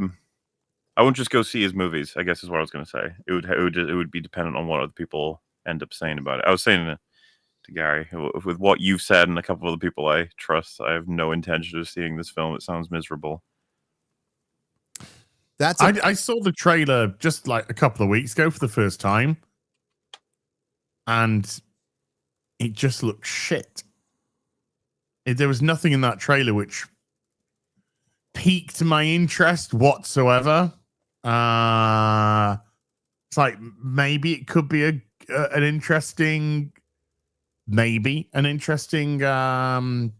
try and get the daughter back after being kidnapped. But the more you saw, it's just like the less interesting it kind of looked. That's a pretty good description of the movie. It's very long. Okay.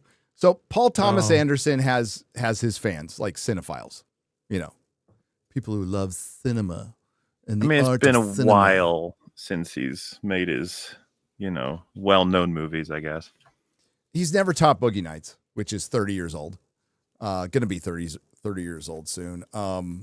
People bring up Magnolia. I fucking did not like Magnolia at all. There Will Be Blood. Good movie. There Will Be Blood, yeah. There Will Be Good Blood, movie. Yeah. Punch Drunk Love, pretty good. And I haven't seen all his movies because I didn't feel the need to rush out to them. I think he's a bit overhyped, but man, they love him in Hollywood. Chris Gore has a theory that his last one was Licorice Pizza, and it just didn't get considered for any awards. So he decided to go out and just check every fucking box possible, and made One Battle After Another, which was filmed in early 2024. So, I mean, if they had, I certainly think they had Trump era in mind for his first presidency, right? So that was definitely behind it, but it is an Antifa / Weather Underground sympathetic film with a bunch of characters that I couldn't give a shit about, and it's pretty hyper political in the beginning. It shows them attacking basically ICE facilities that have no security whatsoever. As a matter of fact, they had Alien Earth security at these ICE facilities. Alien Earth. Which was non-existent, and they were able to take them over and free the poor, the oppressed immigrants, and take all the Border Patrol and ICE agents and military prisoner pretty easily. Sean Penn is a comical, and it's supposed to be absurdist, white supremacist who's into black women that look like Lawrence Taylor, okay. And so yeah. Leonardo DiCaprio and Sean Penn both pine for a woman who looks like a linebacker. And by the way, just too much of a stretch for me. She was way too old for Leonardo in this movie. Okay, no way he's dating her. She was 26. Yeah. So the whole story is supposed to be centered around like who's the dad of the daughter of this revolutionary woman who's an amazing warrior woman who eventually flips on all her friends and runs away and gets her friends killed, by the way. And so there's the whole ICE facility robbing banks thing and well-organized Antifa, Weather Underground. They have people in hospitals and banks working for them, well-funded. And then there's, so baby grows up, they do a time jump, and we have Sean Penn pursuing the daughter because he wants to join a white supremacist organization, and he has to scrub any evidence of him having sex with a black woman. What? Wait, what? Yes. Okay. So you highly recommend, or no, not at all. No. It's a lot like Eddington. No, Eddington at least had me for the first 15 or 20 minutes. There were some fun ideas introduced in that, and then it just went off the rails. This one is basically setting up the revolutionary and the situation, and then they have to. It's Leonardo looking for his daughter after she had to bug out because she's being pursued by Sean Penn, and he has to remember a password, and it goes on forever, for fucking ever, of them just pursuing the daughter. And I just was bored. I was absolutely bored. Now it's well shot. There's some pretty cool car chase scenes, but I can't stand any character. It's hard for me to like a movie where I just can't stand any character in it at all. So it's being completely fucking overpraised. And it's being overpraised. And I heard this from a mutual friend who happens to be an executive at a big movie company that said, oh, everybody's praising this because they're afraid not to in Hollywood. Every critic, it reminds me of Captain Marvel, when people couldn't criticize Captain Marvel because it's a female lead superhero movie. And that's why they're praising. I thought the film was an abomination. I thought it was boring as fuck, and it'll probably win Best Picture. And, it's going to flop because they filmed it in California, and the minimum budget was $130 million. And it did 48 million over the weekend worldwide. Yeah, it's Monday's numbers are in. It's up to just 50 million now. Did 2.2 million on the Monday, which is an average of $622 a theater. Full disclosure, I'm not a cinephile. I'm not into art house flicks. That's Chris's domain. That's why it's called Nerdrotic. I like genre. I like drug deals gone bad and wizards and spaceships, and that's what I'm down with. So, not really my bag anyway. I could certainly watch a movie with a bunch of revolutionaries in it if they're endearing. Like Wes Anderson has some stuff like that. I like Wes Anderson actually a lot more than Paul Thomas Anderson. But yeah, I do not recommend this movie at all. But every corporate critic will, and it will. I will absolutely win as a fuck you to the Trump administration. It will win every fucking award, guaranteed. Isn't it great? They're really turning down the temperature in Hollywood, guys. Sure. Oh, and it premiered a day after an attack on an ICE facility. By what they're gonna be careful. I saw a bit of footage of some boots on the ground journalist, and he was getting harassed by an Antifa guy in Portland. He was filming on the street, which he's got absolutely every right to do. And this Antifa guy, the people who are anti-fascist were making sure that the guy didn't have his free speech, tried to bully him out of the area. And the guy was moving away and just telling the Antifa guy, just keep away. And the guy was just like, yeah. And then he turns around and there is a fucking sniper, a fucking green laser on the Antifa guy. And he's like, you got a laser on you now. You got the sniper laser on you now. And he could even see the rooftop to which it was coming from. And the fucking Antifa guy started to back away then.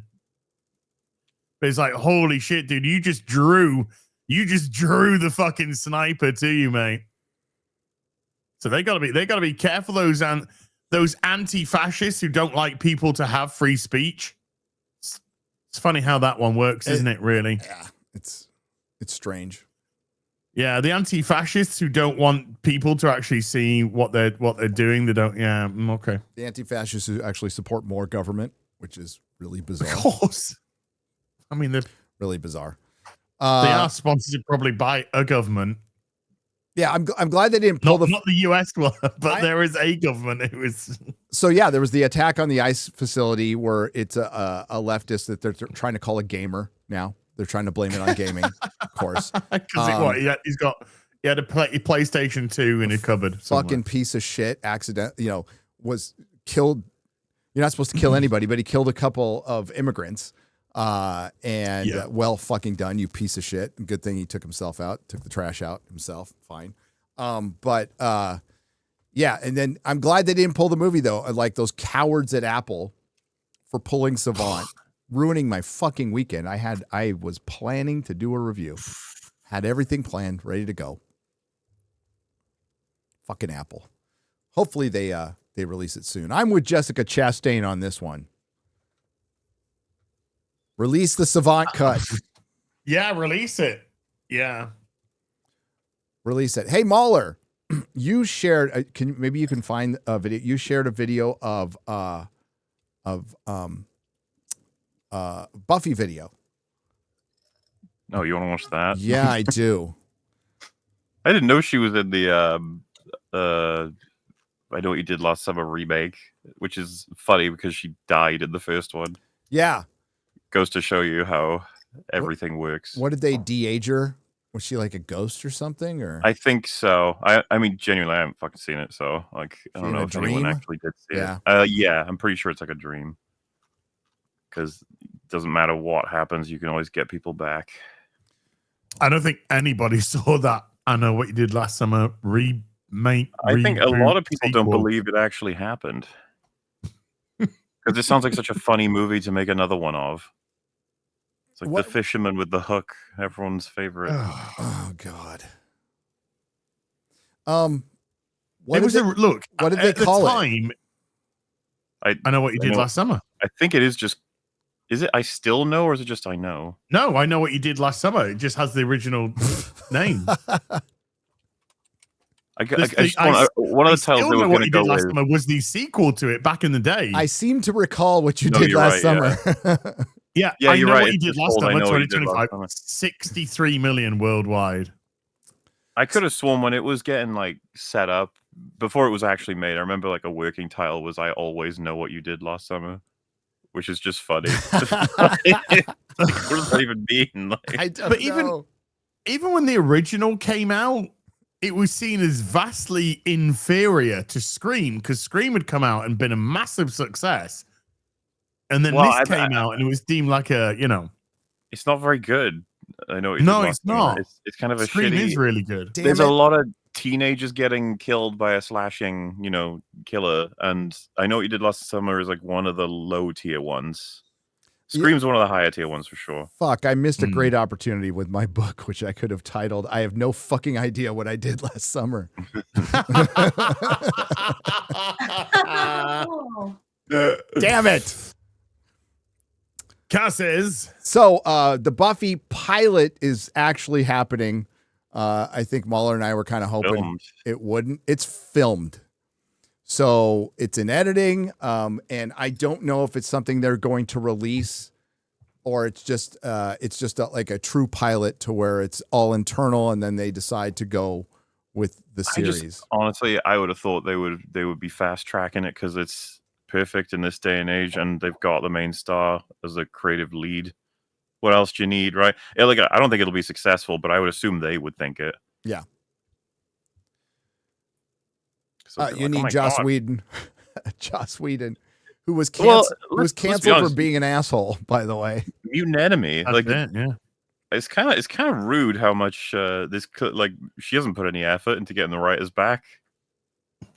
Zero of Mutant Enemy. They're like a huge team. They're all over Firefly, Angel, Buffy. Yep. They're the reason these shows are the way that they are, right? Because Joss was showrunner, but they had the responsibility of building these episodes and the dialogue and the character arcs and stuff. But no, there's obviously a bit of discussion on whether or not Joss has any involvement. Everyone should know he's not going to have any, of course. But no, nothing on all those legacy writers. The only thing people are concerned with are that the actors are coming back, and it's like, who the fuck cares if the characters aren't? Which obviously they aren't. Yeah, exactly. And then, of course, even if they did get all the writers back, they wouldn't be the team from back then. Nope, they'd be completely different now. And it's a completely different time period as well. So there was a reason why things are popular back in the day and why they speak to people then and why they won't speak to those same people now and they won't get a new audience because they've completely outgrown that time period. So it's It's such a weird thing. When they can't, I don't have any hopes for this. They cannot learn the lesson in the first place, and even if they did, they'd forget it the following day. So doesn't matter. Does Whedon still own the rights? Oh, he's getting money from this. You'll get money. Okay. Yeah. Just in case Sarah Michelle Gellar is under any illusions, which she's not because she did the deal, but or any other Buffy fan, Joss Whedon will get money from this 100%. Probably a lot. And he had to sign off on it. Well, I mean, it's whatever. He was gonna do that other reboot that sounded horrendous. Yeah. He dodged that bullet dude, just to receive this one. Stephen DeKnight is out there doing the Spartacus show without Spartacus, and the gladiator's going to be black lesbian or something. Fucking, it's like you can't go home again. No, you can't go home again. You just get used to not wanting to. Yep. X-ray girl.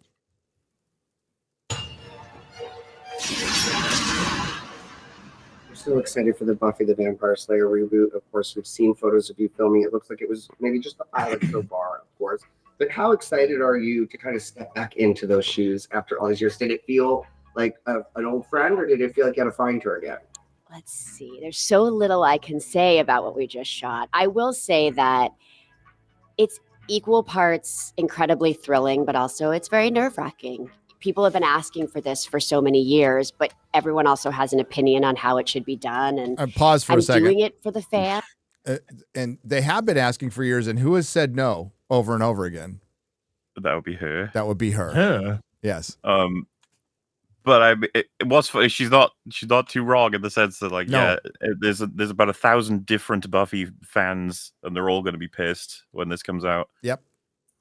Very few of them are going to be super supportive of it because it's not going to be remotely recognizable. No.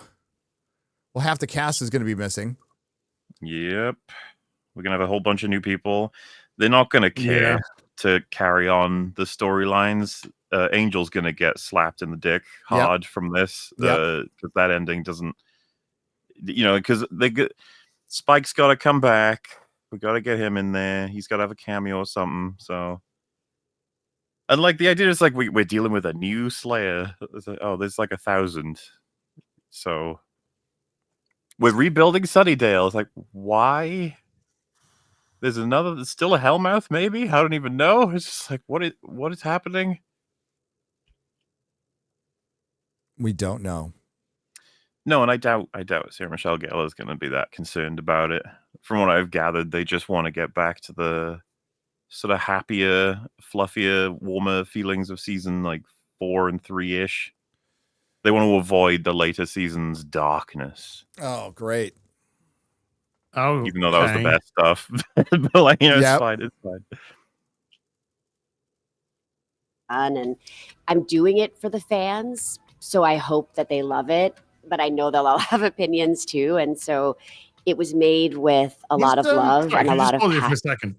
Was Michelle Trachtenberg attached to this before she died? I assume they must have had a conversation. Yeah, they probably did. But Nicholas Brendan's not going to be anywhere close to this.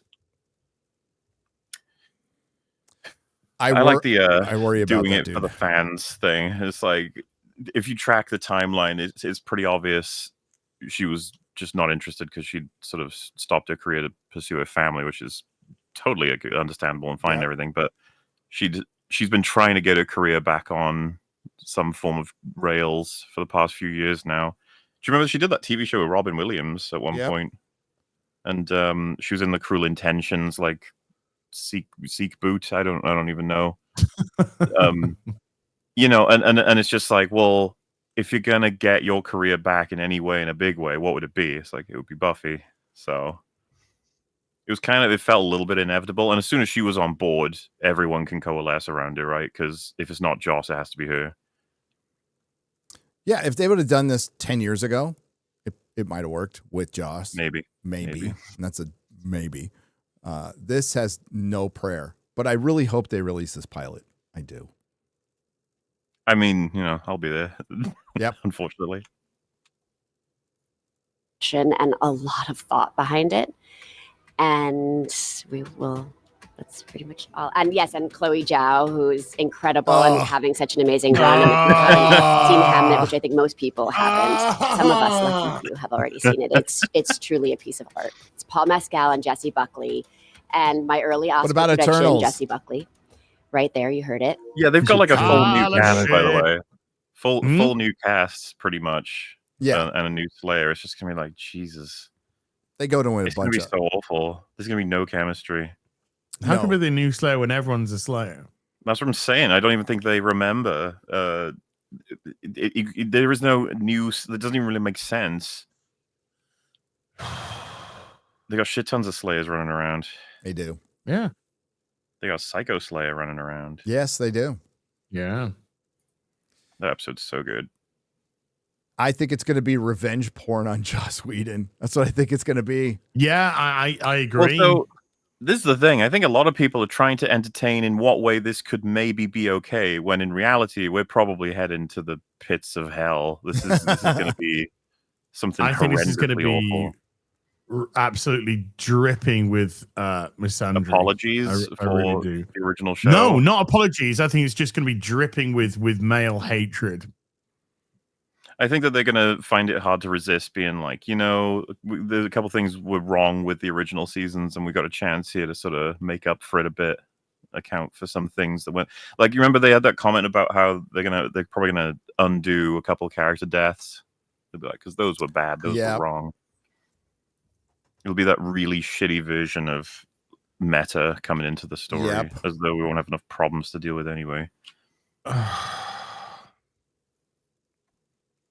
I think they just talk about another movie for a bunch of the time here, so it's fine. They mentioned that she was in that the I Know What You Did Last Summer 3. Yep. She wasn't even in the second one. I guess she really needs to be in the third. So I don't know when and if we're gonna see that again. It's a pilot. I hope they release it. It's for Hulu. For Hulu because Fox does not exist anymore. Seems to me an inevitability that there'll be 2 seasons and then it'll be gone. No one will remember it ever again. Speaking of Hulu and Fox, I love everybody coming around on Alien Earth now.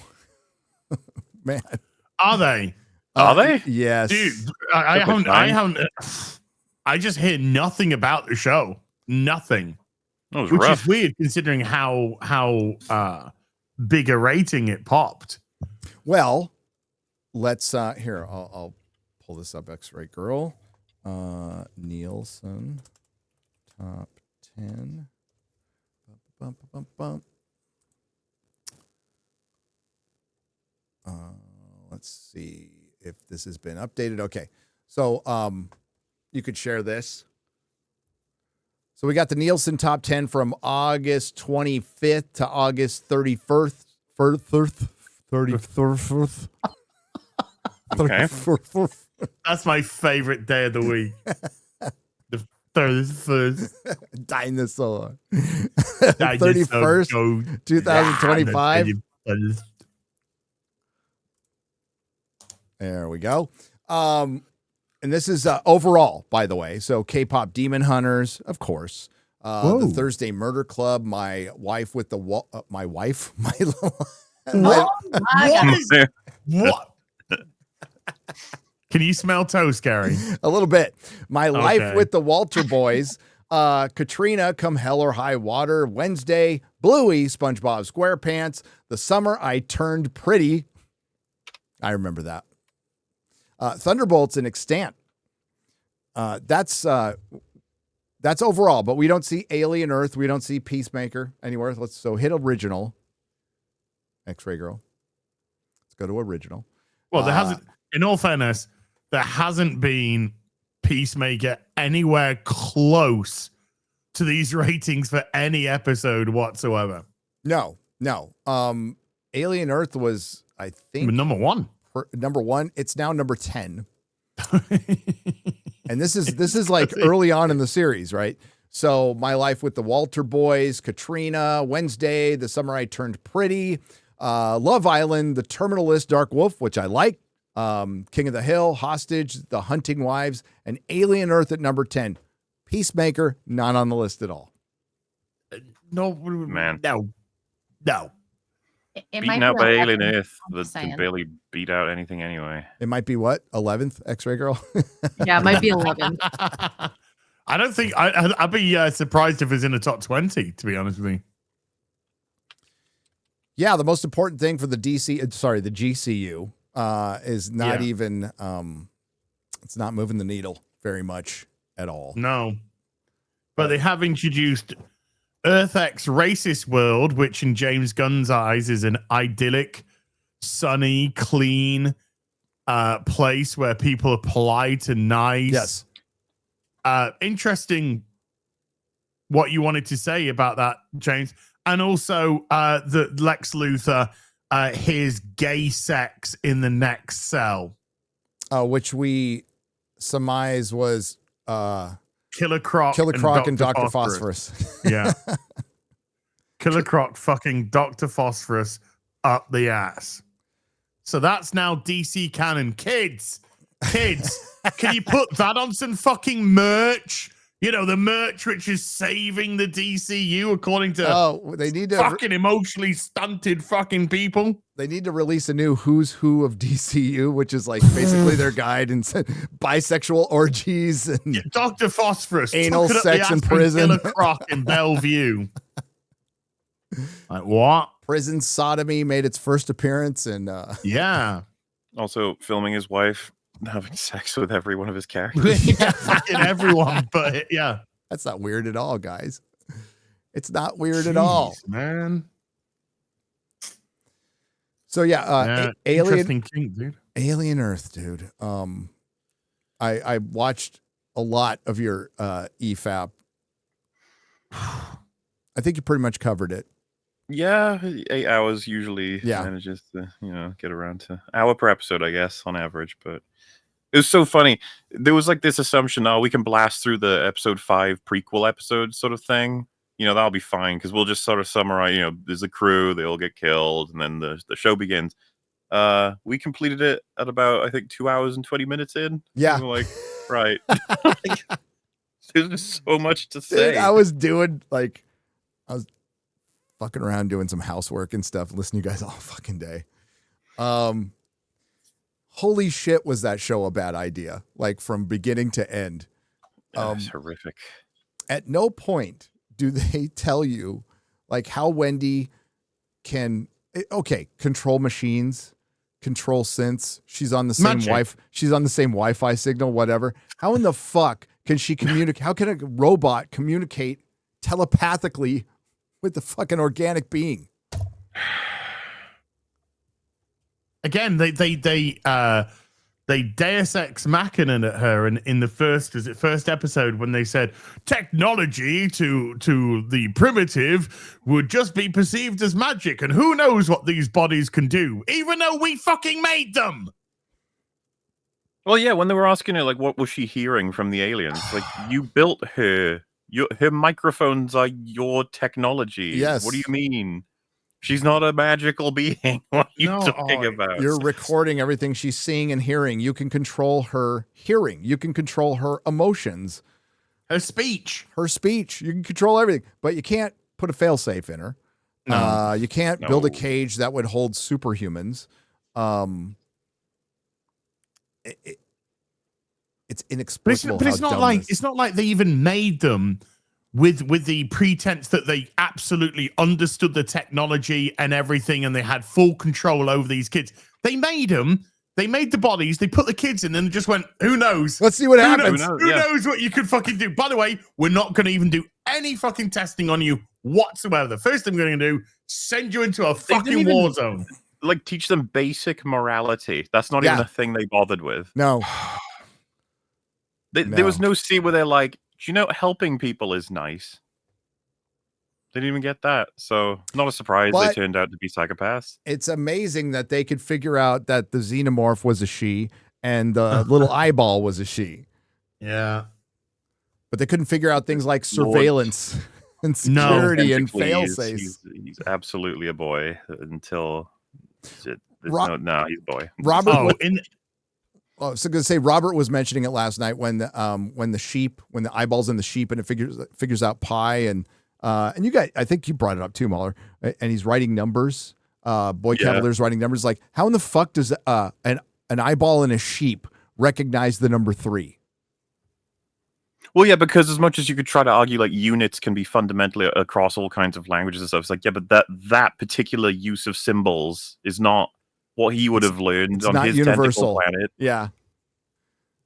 Like, does he speak English? Does he absorb? Apparently. Well, it sounded like the eyeball understood, but couldn't communicate, even though he was in the body on the ship of a human being that could communicate. He probably absorbed the memories or something from any human he's been in, or any being. So, but you need to explain that. That's something you kind of need to explain. They didn't explain shit about shit. Oh, my favorite part about the finale is when they just threw in a line out of nowhere going, well, we're pretty understaffed here. I know. It's like, maybe throw that in at the beginning. Well, on your secret hideaway away from the rest of the world with all this fucking technology, like, bloody hell, bit short-staffed, aren't we? Like, what? The bulletproof lug alien was running around, and the evil Alfred's like, yeah, we have a bunch of people running around outside. They keep dying. Like, damn it. Oh, but they were really proud of that line at the end when Wendy's chewing out Boy Cavalier and she's like, you're just an angry little man. It's, fuck off. So, Disbrew covered it, but Noah Hawley said this is about class struggle. Oh, fuck off. And capitalism. I love it when multi-billion-dollar corporations, multinational, multi-billion-dollar corporations make fucking derivative art for hundreds of millions of dollars calling out capitalism. It's my favorite thing. The show was so far up its own ass. It was absolutely insane to watch. Like, the person making it thought their brain was galaxy sized. They were just like, fuck yeah, I know everything. I think one thing we can all agree on with Alien Earth is that the writing was fucking retarded. It was retarded. Like, I have not. It's still, it's the kind of show where if you summarize it, nobody would believe you if you summarized it. Oh, no, I swear to right, because when we try and do reviews on stuff, particularly myself, well, not just particularly myself, we all do it. But when we do reviews on stuff, we have to try and make it entertaining. Yes. And we do a lot of editorializing in an effort to hopefully garner some laughs from the audience. But we could just straight out explain Alien Earth without editorialization, and people would be like, you silly billies. No, this is actually what happened. For future video, I was going over my my Mandalorian season 3 review, and that's exactly what I did. I'm like, no commentary. I'm just going to tell you what happens in the next set of scenes. And it was fucking them flying back and forth to get the kid from the pterodactyl. I can't even explain how stupid that was. You know, when the crocodile, the super secret Mandalorian base that they didn't scout out was near a giant crocodile, and then a fucking pterodactyl thing grabs a kid. And they just fucking take their time. Well, it takes them back. Like, well, it must not regurgitate its meal for the next 24 hours because we decided to have lunch and a fucking meeting and meet Bo-Katan.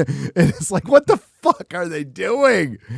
Oh, dude. Well, they'll chase it on the jetpacks, even though they all know you can't chase it on your jetpacks, and the jetpacks will run out. Run out of fuel. Yeah, they ran out of fuel, and they're like, darn it, we got to go back. It's like, what are you doing? This kid's dead. Oh, I just had to be reminded of like how bad, because I was talking to you guys last week. I'm like, I can't for the life of me remember the end of the Mandalorian season 3. And I remembered why I didn't remember, because it was fucking terrible. It set up Bo-Katan basically, and the Mandalorian adopted Grogu and fucked off to go live out their life in peace. Well, to me, it looked very much, particularly from what Katie Sackhoff said, to me, it very much looked like they were trying to retire Grogu and Din Djarin, whatever he's called. It looked like that. It definitely did. Live happily ever after, in an effort to push Bo-Katan as the new Mandalorian. And she even said, I am the Mandalorian. Clearly, they got all the ratings through from season 3, which were bad comparative to the other seasons. And they went, holy shit, we don't have a show unless we've got this thing and the green fucker. We've got nothing. So they just immediately reverted back to what and then Katie Sackhoff, like a couple of weeks after she said, yes, I am the new Mandalorian, said, I am not. I am not actually the new Mandalorian at all. I love Katie Sackhoff. I do too. Yeah, we got that movie coming out, and it's not a movie. As much as we've talked about Disney Star Wars, as much as we have for this many years, it's still astounding that Kathleen Kennedy has a fucking job. Like, this has to be studied for future. It's impossible to explain, Gary. It's there's no way this woman should still have a job. Like, and she will for years, and she's going to leave on her own fucking terms. Yeah. And this needs to be studied in the future if we survive, like how this fucking happened. And the only logical explanation is she's got some damning evidence in her desk. She's got pictures and backups and everything. I can't explain it any other way. Have you seen like people trying to argue from this trailer, like this set of movies is going to make the sequels look great and sequel revisionism is on the way? It's like, guys, you can say it as a meme, and I get why you'd want to because it happened with the prequels and everything, but it's not happening for the sequels. It won't. No, Josh at Den of Nerds was talking about a rumor that I absolutely could believe, that Star Wars Starfighter is basically the Mandalorian. So it's Ryan Gosling's protecting a Force-sensitive kid from what? I don't know. All the bad guys have been defeated. But protecting a Force-sensitive kid who is Amy Adams' son, and he needs to take her to Rey at the end. In the Sean Levy movie. Oh, again, dude, it's a rumor. I want that to happen. I so want it to happen. I do. By the way, the Grogu and Mandalorian, the Mandalorian and Grogu trailer, whichever fucker you want to put first, on the Star Wars YouTube channel, which you would think would be very pro Star Wars, right? I'm actually surprised at what the ratio is on the trailer so far. 135,000 upvotes, 46,000 downvotes. I didn't think it would get ratioed. No, I didn't think it get ratioed at all. But I thought there'd be that's pretty bad. Votes, but nowhere near close to 46,000. Like, it's a huge chunk on the bar when you look at it. Like, holy shit. Well, it just looks... 9 million views in 8 days. Dude, number 1 on trending movies. That wouldn't be an interesting trailer for an episode, much less a movie. Okay? I mean, their big hook is like an 80-year-old Sigourney Weaver. I mean, it's like, we got her, Sigourney Weaver. Dude, that's so fucking true that, like, even a trailer for, if it was a season 4 trailer, we would all be like, okay. Yeah. Yes. Nothing. Yeah, it doesn't look like this is a movie. This just looks like it's the next season of The Mandalorian and not that interesting anyway. No. Like the fucking promo for season 4, episode 6. You're just like, yeah. Oh, they've now managed to identify where the AT-ATs are taking Baby Yoda's milk. All right. Oh no, Baby Yoda drank all the milk. Baby Yoda drank all the milk. So good. Such good. It's brilliant. Brilliant. No, it listen, as jaded as we are on Disney Star Wars, it still impresses me how how they continue to fucking fail and get. And, oh my God. We're coming up on the anniversary, right? So it is 13 years. Disney has owned. Yes. Disney has owned next month, Star Wars. Next month years. is 13 years.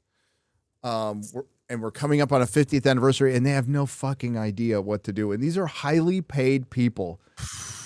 And the thing is, there's somebody there who actually knows that, like, we need to fucking clean house. Lucasfilm is a cesspit of fucking activists and shitheads. A hive of scum and villainy. Yeah.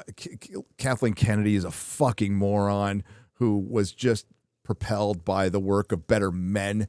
And we can't fire him. We can't fire him because we'll have a revolt within our whole company and we'll look bad. So we'll continue to lose money to save face. And that's when a corporation gets that big. It's about the CEO. Optics. It's about optics. It's all about optics, and it stops being about profitability, you know? And what keeps this train going is their parks and low information investors. And their stock, went down a little bit over Jimmy Kimmel, but it's pretty much stayed around. It's a dead stock. It's just kind of flat. And it's surprising it's just flat at this point. I want that Ray cameo. I want that Dude, Ray we cameo. need it. I want the Ray cameo. Yo. She'll get handed the lightsaber at then, and she won't throw it over her shoulder. So we're now. Wait. Oh my God! I just realized something. We're going to have 2 Star Wars movies in 2 years. Yep. 26, 27, both of which are set in completely different time periods. Yes. Mm-hmm. All roads lead to Jake Skywalker and Rey now. The Mando movie making him like no money, and then the Sean Levy one making money is just even more chaotic for him. What the fuck do they do with that?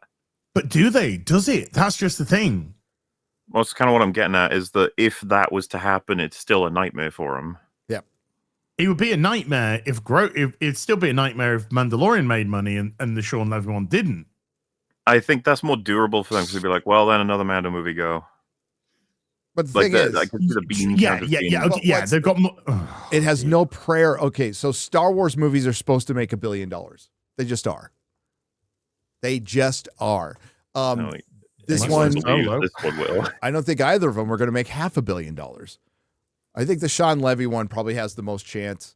God, I know. Just hold out till we see the first trailer for that, mate. Dude. Because it's both babysit. You got Mando babysitting the green fucker, a kid, and then you've got Ryan Gosling babysitting a fucking Force-sensitive kid. And of course, they've got no fucking different idea than baby twat. And every woman will be in the position of power. Obviously, the female Jedi and Sigourney Weaver's the general. It's like, God damn, they just never fucking learn. And it's so easy to predict their badness. Like how bad the movies are going to be because of this reason, because Disney Star Wars does the same fucking thing as far as structure and messaging in every one of their fucking shows. And it's like you said at the end of Andor, Mahler. It's like, well, this was a nice little reprieve, little respite. Right back to our regularly scheduled retarded programming after this, and it's going to get so much worse. And we've seen the footage that was at D23 or whatever it is. Yeah. We've seen the footage that was a better trailer than this one, by the way. Well, but and it was not a good trailer. And it wasn't good. So we're seeing, when the AT-AT blows up, before then, we are just literally seeing Mando running rampant through snow troopers. Yep. And again, everything's just a joke. Everything's just a joke. Nothing's fucking serious. This guy is stronger than 15 Jedi, for fuck's sake. It looks ridiculous. And they remember that all the little jokes that are in there. Remember with the AT-AT driver? He went, phew, when he shut the door. And we're in the same, with all the intellectual properties now, I guess save for Lord of the Rings for now. but we have a lot more bad than good. Orders of magnitude with Disney Star Wars. I mean, Lord of the Rings, you got Hunt for Gollum and Rings of Power, right? War of the Rohirrim. Don't forget that. I never saw that shite. I never saw it. I hated that. I couldn't bring myself to watch it. I fucking hated it. They announced a fucking Simpsons movie sequel. Dude. What? Yeah. In 2027, they're like, a Simpsons movie. It's like, what? What the fuck? I haven't seen The Simpsons for about 25 years. You literally have nothing left. The cast are borderline dead. I don't know what they're doing with this. Like, if you haven't, just compare Marge's voice from the 90s to now, and it's like sad in a really like. She's kind of like this now. Oh, chat brought it up. Yes, Dude. let her sleep. Let her sleep. Oh God. Oh. Yeah, I saw that and I'm like, wow, how whelming. To use your phrase. How Well, I whelming. mean, loads of people were like, "Oh my god, what do you think?" I was like, "Dude, they're putting out like hours of Simpsons every fucking week." As far I don't care. It's been dead for like it's been dead for longer than any TV show while still being successful and still going. I was in fucking high school when The Simpsons started. I'm 50 years old now.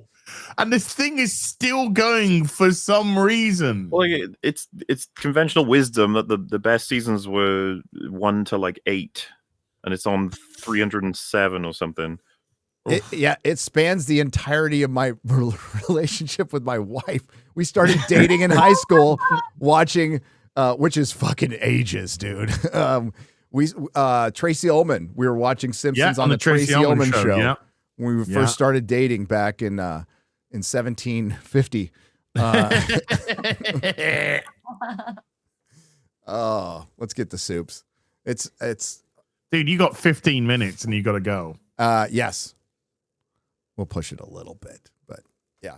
By the way, I'll be back live tonight on Nerdrotic Live to take care of the rest of this and Friday Night Tights. Just so you know. So Nerdrotic Live tonight about, what do you think, X-Ray Girl? You don't have to be there. Let's say 8. 8? We'll say 8 p.m. Central. 8 p.m. Central. Shlomi Leaner for $19.99 says, what is the best underrated Batman comic? I already read Nightfall, and I just started Shadow of the Bat. What are some others that you would recommend? Underrated. Underrated. Well, that's just that's what makes it complex, is underrated. I'd have to think about that. Because Cult's not underrated. Like all the Cult's stories, great. Batman Cult. That's when my mind first went, but Batman the Cult is great. Yeah, all the ones I would say were underrated. People go, no, they're not. Yeah, exactly. I would just say pick up Contagion. Contagion and Legacy. I wouldn't say they're underrated per se, but they're not really spoken about in the same breadth as a lot of it is. So pick up Contagion and pick up Legacy.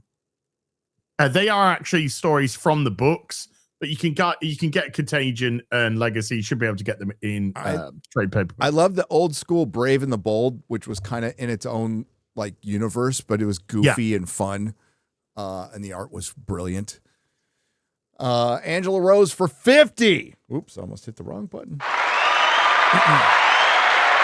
Thank you. The first few times I heard the song, I thought the lyrics were hardly organized. Well, I mean, that's more accurate, to be honest with you, Angela. Ministry of Wrongthink asked, I just saw his super chat come up for $4.99. Thank you. Says, can we still call them intellectual properties? No, they need a new term. No. They need a new term. Lord Kev C for 20 British pounds, proper money. Hi, everyone. As Gary, some comic advice, if you will, please. I got some bags off eBay that don't have the flap to fold over and seal, so they're open. My comics are in a box with a fold over lid, so air can get in, but they're protected. Would you recommend swapping them out for sealable bags, or will my comics be okay like this? Hail chat, TRBBC. Okay. You don't want your comic books, unless they're in a CGC thing, you don't want them completely sealed because with the ink on the pulp paper, it does degrade and it creates little gases, which that's what basically degrades your comic book. So you always want a little oxygen getting in. You would always want the flap over it, but I think it'll be fine for now. But you don't want to like completely seal, especially in a poly bag. You don't want to like, some people would put their comics in and then tape the whole seal shut so it's basically air sealed. You don't want to do that because poly bags are petroleum based, so they degrade as well, and they can over time damage your comic book. You can't stop the entropy of your comic book, unfortunately, as much as you try. American Idiocracy for $20. Can Az do a short reading from his government-issued Quran? Is it Quran? Quard? It says Quarn. Oh. Is that how you spell? I have no idea how to spell It says Quarn. Ron. Sorry. Convert, now repent later. So I'm guessing it's the Quran. He can. Josh Kelsey has dropped $19.99, and that's all. He just dropped it and walks away. Thank you, Josh. James for 20 says, Jimmy who? Exactly. Yeah, if you want, I mean, I think the factor of it being possibly an op and a publicity stunt, that has to be on the table, because it was really easy for Paramount to let the media blame Trump for Colbert getting canceled when in truth Colbert was getting canceled because he wasn't getting good ratings and his show cost too much money and he's not very good. Same for Jimmy. And I think Nexstar and Sinclair pulling out had a lot to do with Disney's decision that had really nothing to do with the FCC or Trump, because we don't want the state canceling things. That would be very bad. That would be very bad. But I think they're just looking for excuses at this point. As brought up earlier, optics matter. And that's why a lot of these people stick around for a long, long time. That's why they give you 5 seasons of Michael Burnham's Star Trek, because it would look worse to them internally to cancel the series with a black female lead Star Trek. So political capital. They talked about it in an article concerning the Russo brothers and also Lisa Joy and Jonathan Nolan. They allowed them to basically have a second half of a series that was a failure because they didn't want to burn any political capital with the brother of Chris Nolan.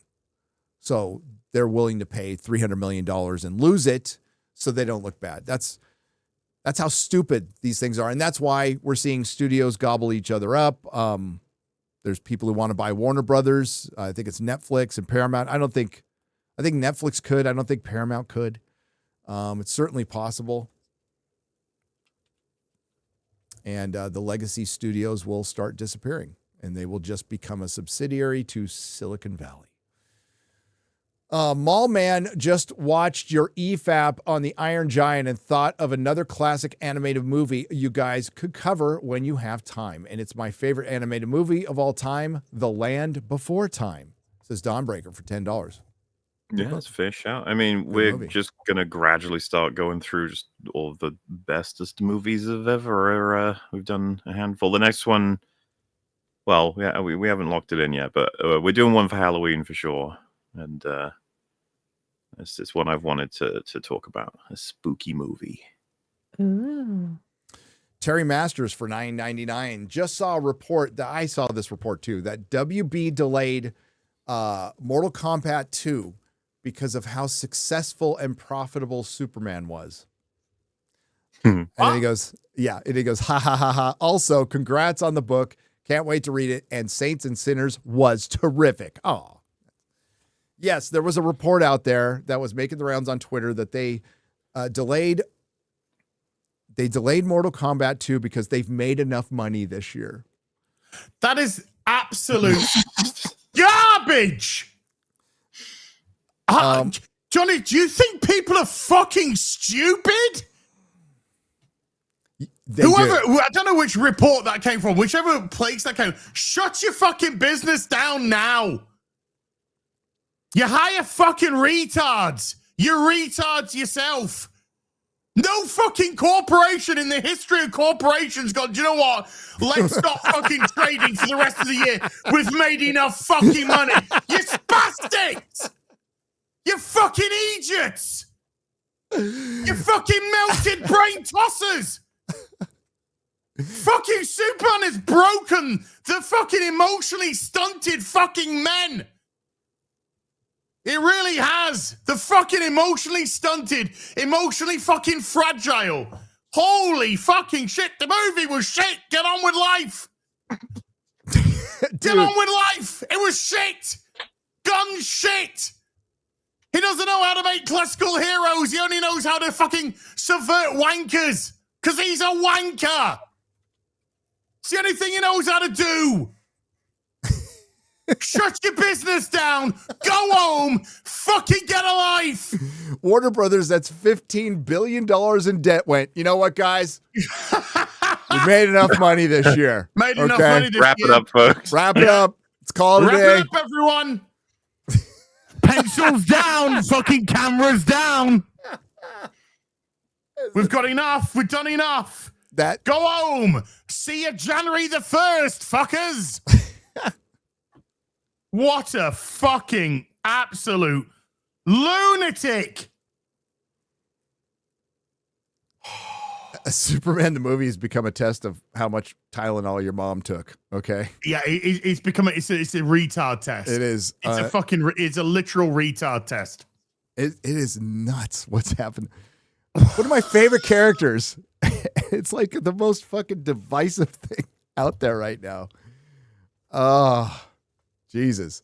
Don't supercode it as. Tell us how you really feel, says Jim Emerald for $2. I needed to make sure that there was no doubt in anybody's mind. Okay? No doubt. What's it? Oh my God. I've heard cope, and then there's that. Over the years, we've seen a lot of cope with a lot of the bad shit.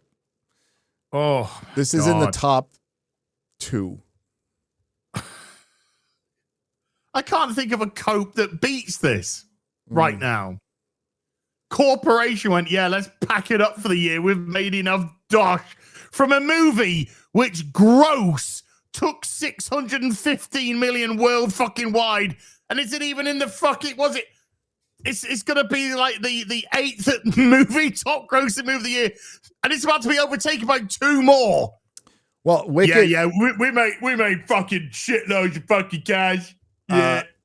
Well, Avatar's gonna make more than it, and I'm pretty sure Wicked has great potential to make Wicked more. will. Yeah. Absolutely will. So that puts it to 9th. Avatar will smash it into the fucking ground. Demon Slayer's going to overtake it. It genuinely has a chance of being the 11th. Yeah. Tacos. Oh, it's okay, though. We made enough profit. Not money, profit. Made enough profit. We made 6.4 billion of Superman. Because you know why? Merch. It was all the merch. So we made all the oh my fuck. Oh my God. If honestly, can I just, any content creator as well out there that believes this to be true, never speak to me again. Never speak to me again. I can't handle your jelly brain. Never. Do not contact.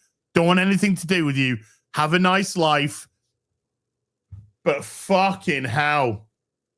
Replace your brain. It's fucking jelly. I think jelly would be an upgrade. Yeah. Wait, what, do you know? I think you're right. Because jelly's actually likable and nice. I like jelly. This is fucking. I have never heard something so fucking stupid. Yeah, that was something when I saw that. That was a hot take. Yep. Hey, Superman got 13 million views on HBO. Great. So it got 13 million views on the subscription channel that people would subscribe to. Yep. How many views did Madam Butterfly get on Netflix? Merch. I walk around, here the great state of Texas, and I just see James Gunn Superman shirts everywhere. Oh no, I don't. I don't. You see all the kids outside in the street playing with their Superman toys. Here's Lex Luthor. He's listening to Killer Croc fucking rape Dr. Phosphorus in the next cell. I love superheroes. They need to have a Lex Luthor figure with the prison rape action scene. Here's Peacemaker chasing a bunch of Killer Croc with prison rape action. Yeah. Dr. Phosphorus with bend over action. Imagine putting out a minutes-long video and saying absolutely nothing. Says King Rat for $5. I don't know. Is that a stab at us? I mean, us? Have any of us ever made a minutes-long video? Exactly. Who did which video was that? Was that the? I didn't realize you could do videos in minutes. You do know that you can do videos in minutes, but you have to add them all together to make hours. Oh, that's right. I've never heard of minutes. I've only done adult in hours. They really do like prison rape in DC. I just forgot about Joker 2 for a second, chat. Remember Superman? In that comic, they fucking raped him. Yes. Oh, what the fuck is going on over there? What are we doing? It's because they want to tear down these great heroes. They want to tear them down. They want to destroy them. Now they're all being fucking ass raped. Joker ass raped. Superman ass raped. Potentially Dr. Phosphorus, maybe something else ass raped. Hey kids, watch DCU. It's great. We've got racist world and ass rape. And we're only on the second fucking live action project. We got 8 more years of this shit, apparently. Fuck's sake.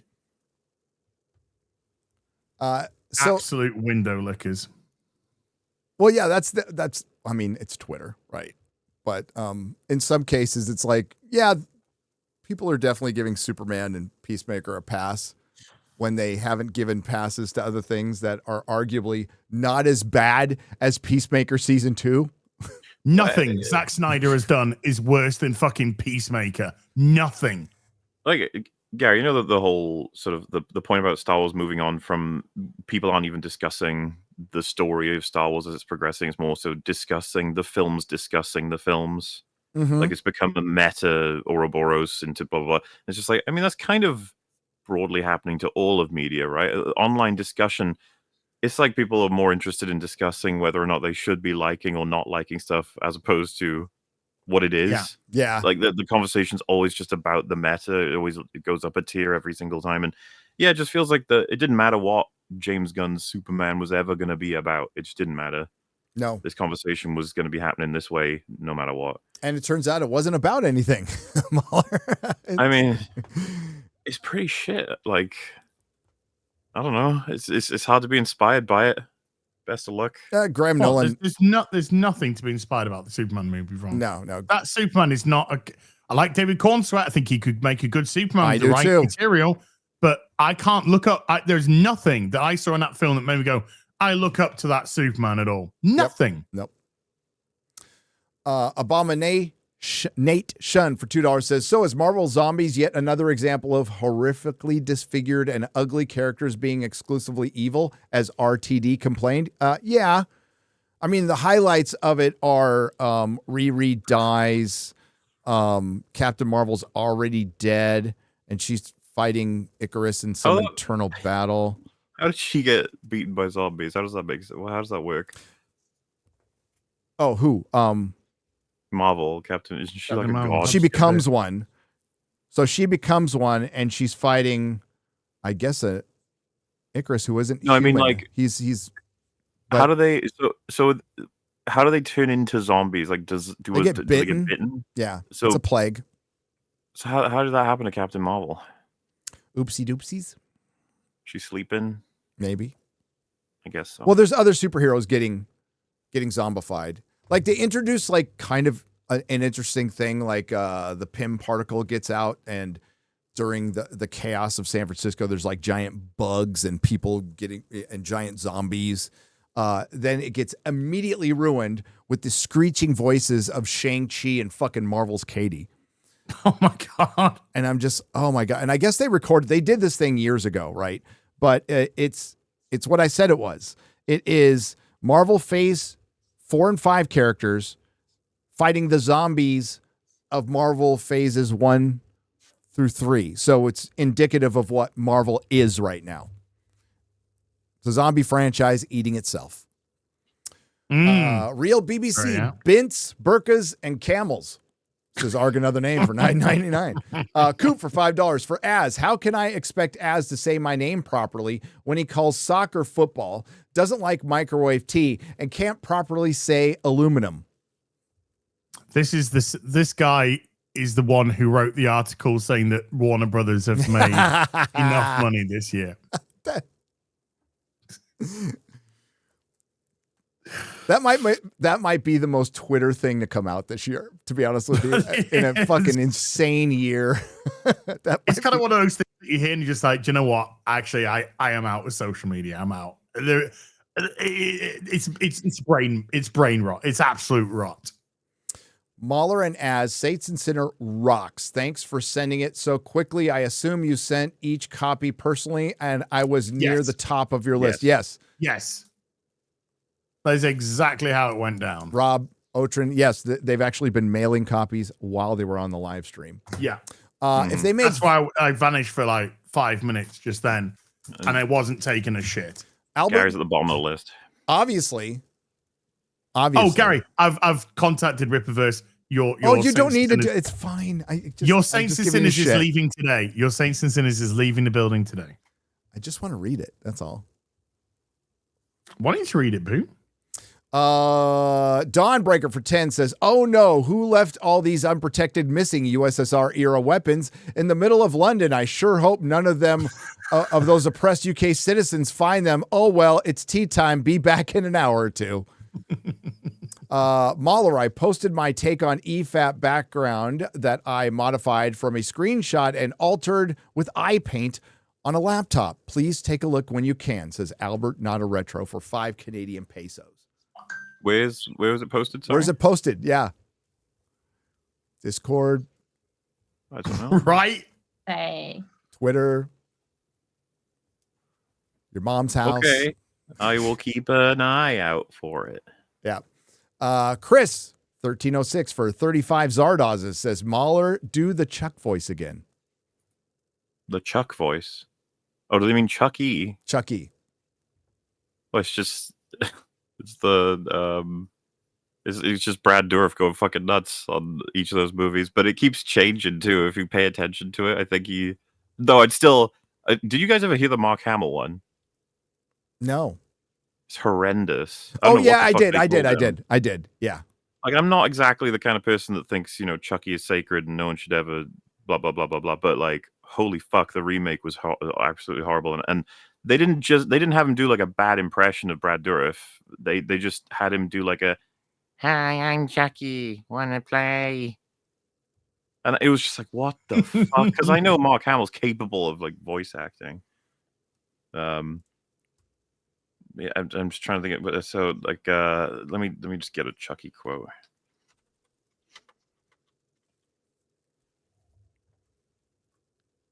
Yes, he's like, I'm Chucky, the killer doll, and I dig it. That's the kind of shit that he says. It's better than Mark Hamill.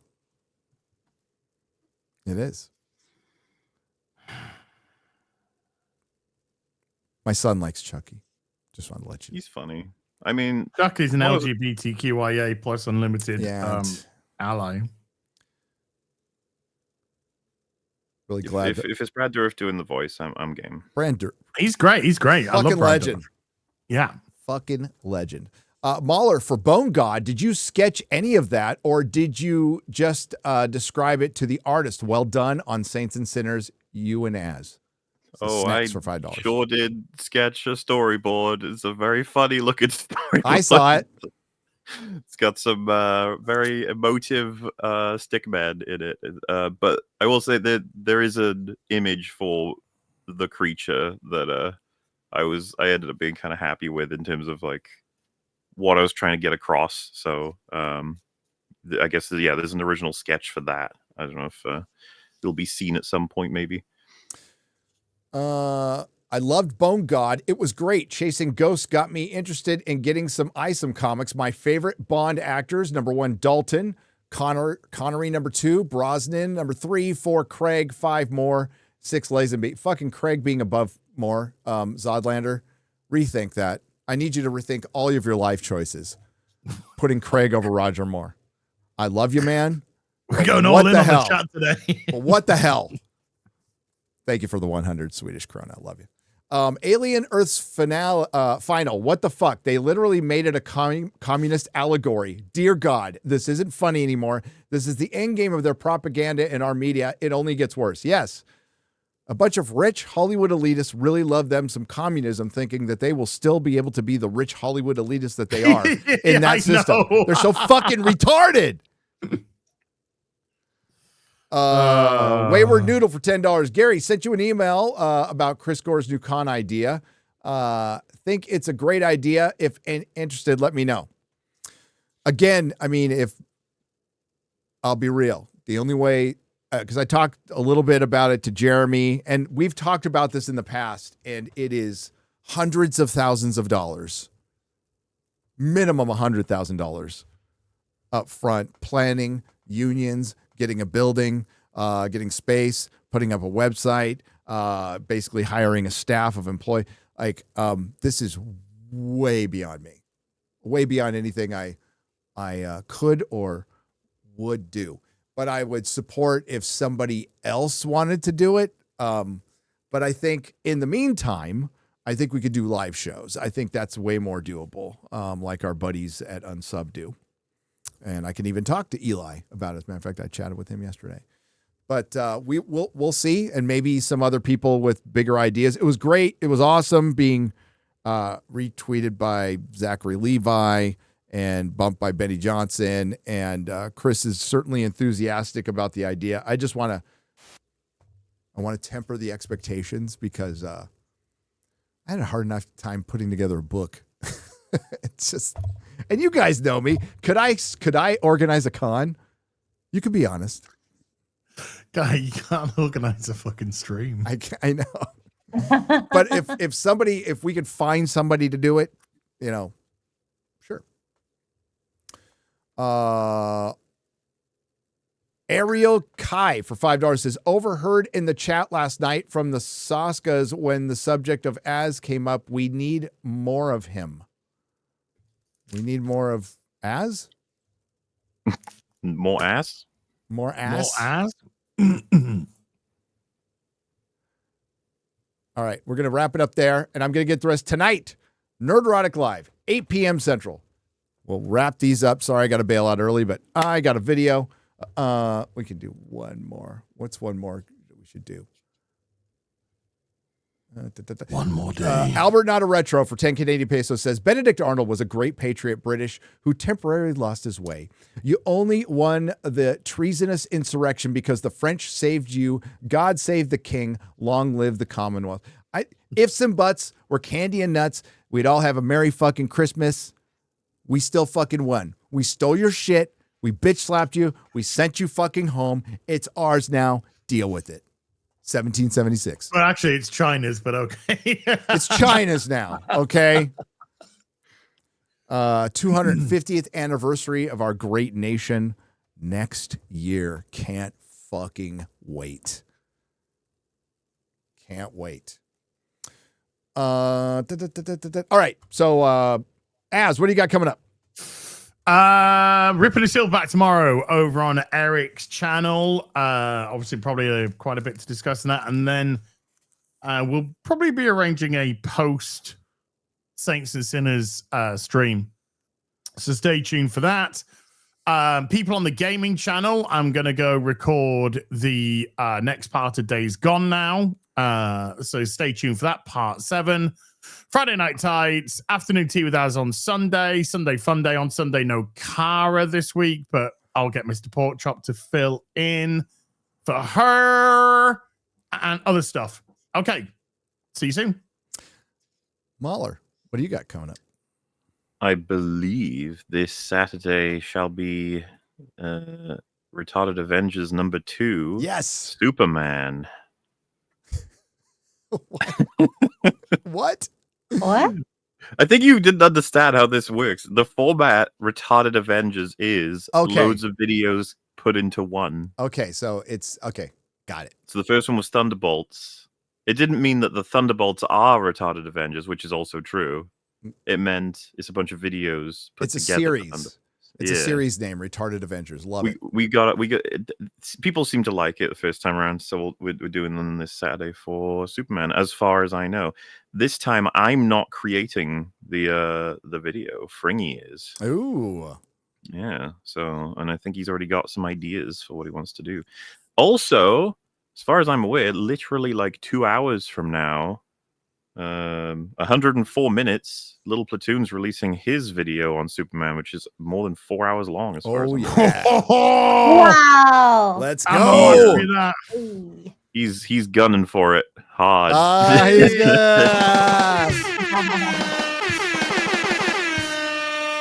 And he will be on Friday Night Heights this week. There you go. So we can discuss his vidya. X-Ray Girl. You can follow me everywhere. X-Ray Girl, I game, do morning roast and poor choices tomorrow. So, yeah, check it out. Excellent. Well, I have a video coming out 30 minutes after the show ends. 30 minutes after the show ends, a video will be popping out about J.K. Rowling either nuking Emma Watson from orbit or destroying her or something or other. I haven't quite figured out the title yet. But that'll be out. My thoughts on all of that and the Harry Potter kerfuffling that's going on. Also, tomorrow, Nerdrotic Nooner with Chris Gore, and we will certainly discuss the con thing out loud. Why not? Because I don't know. I don't know how to start a con. And Friday Night Tights with Little Platoon. And again, tonight, 8 p.m. Central on Nerdrotic Live. Little Nerdrotic at night, and we'll scoop all these up. So thank you, everyone who left a super chat donation. You help keep the lights on. Thank you to the Modrotics. Thanks to all the lurkers. We appreciate you all. We'll be back next week on Az's channel. Have a good day. Bye. Bye.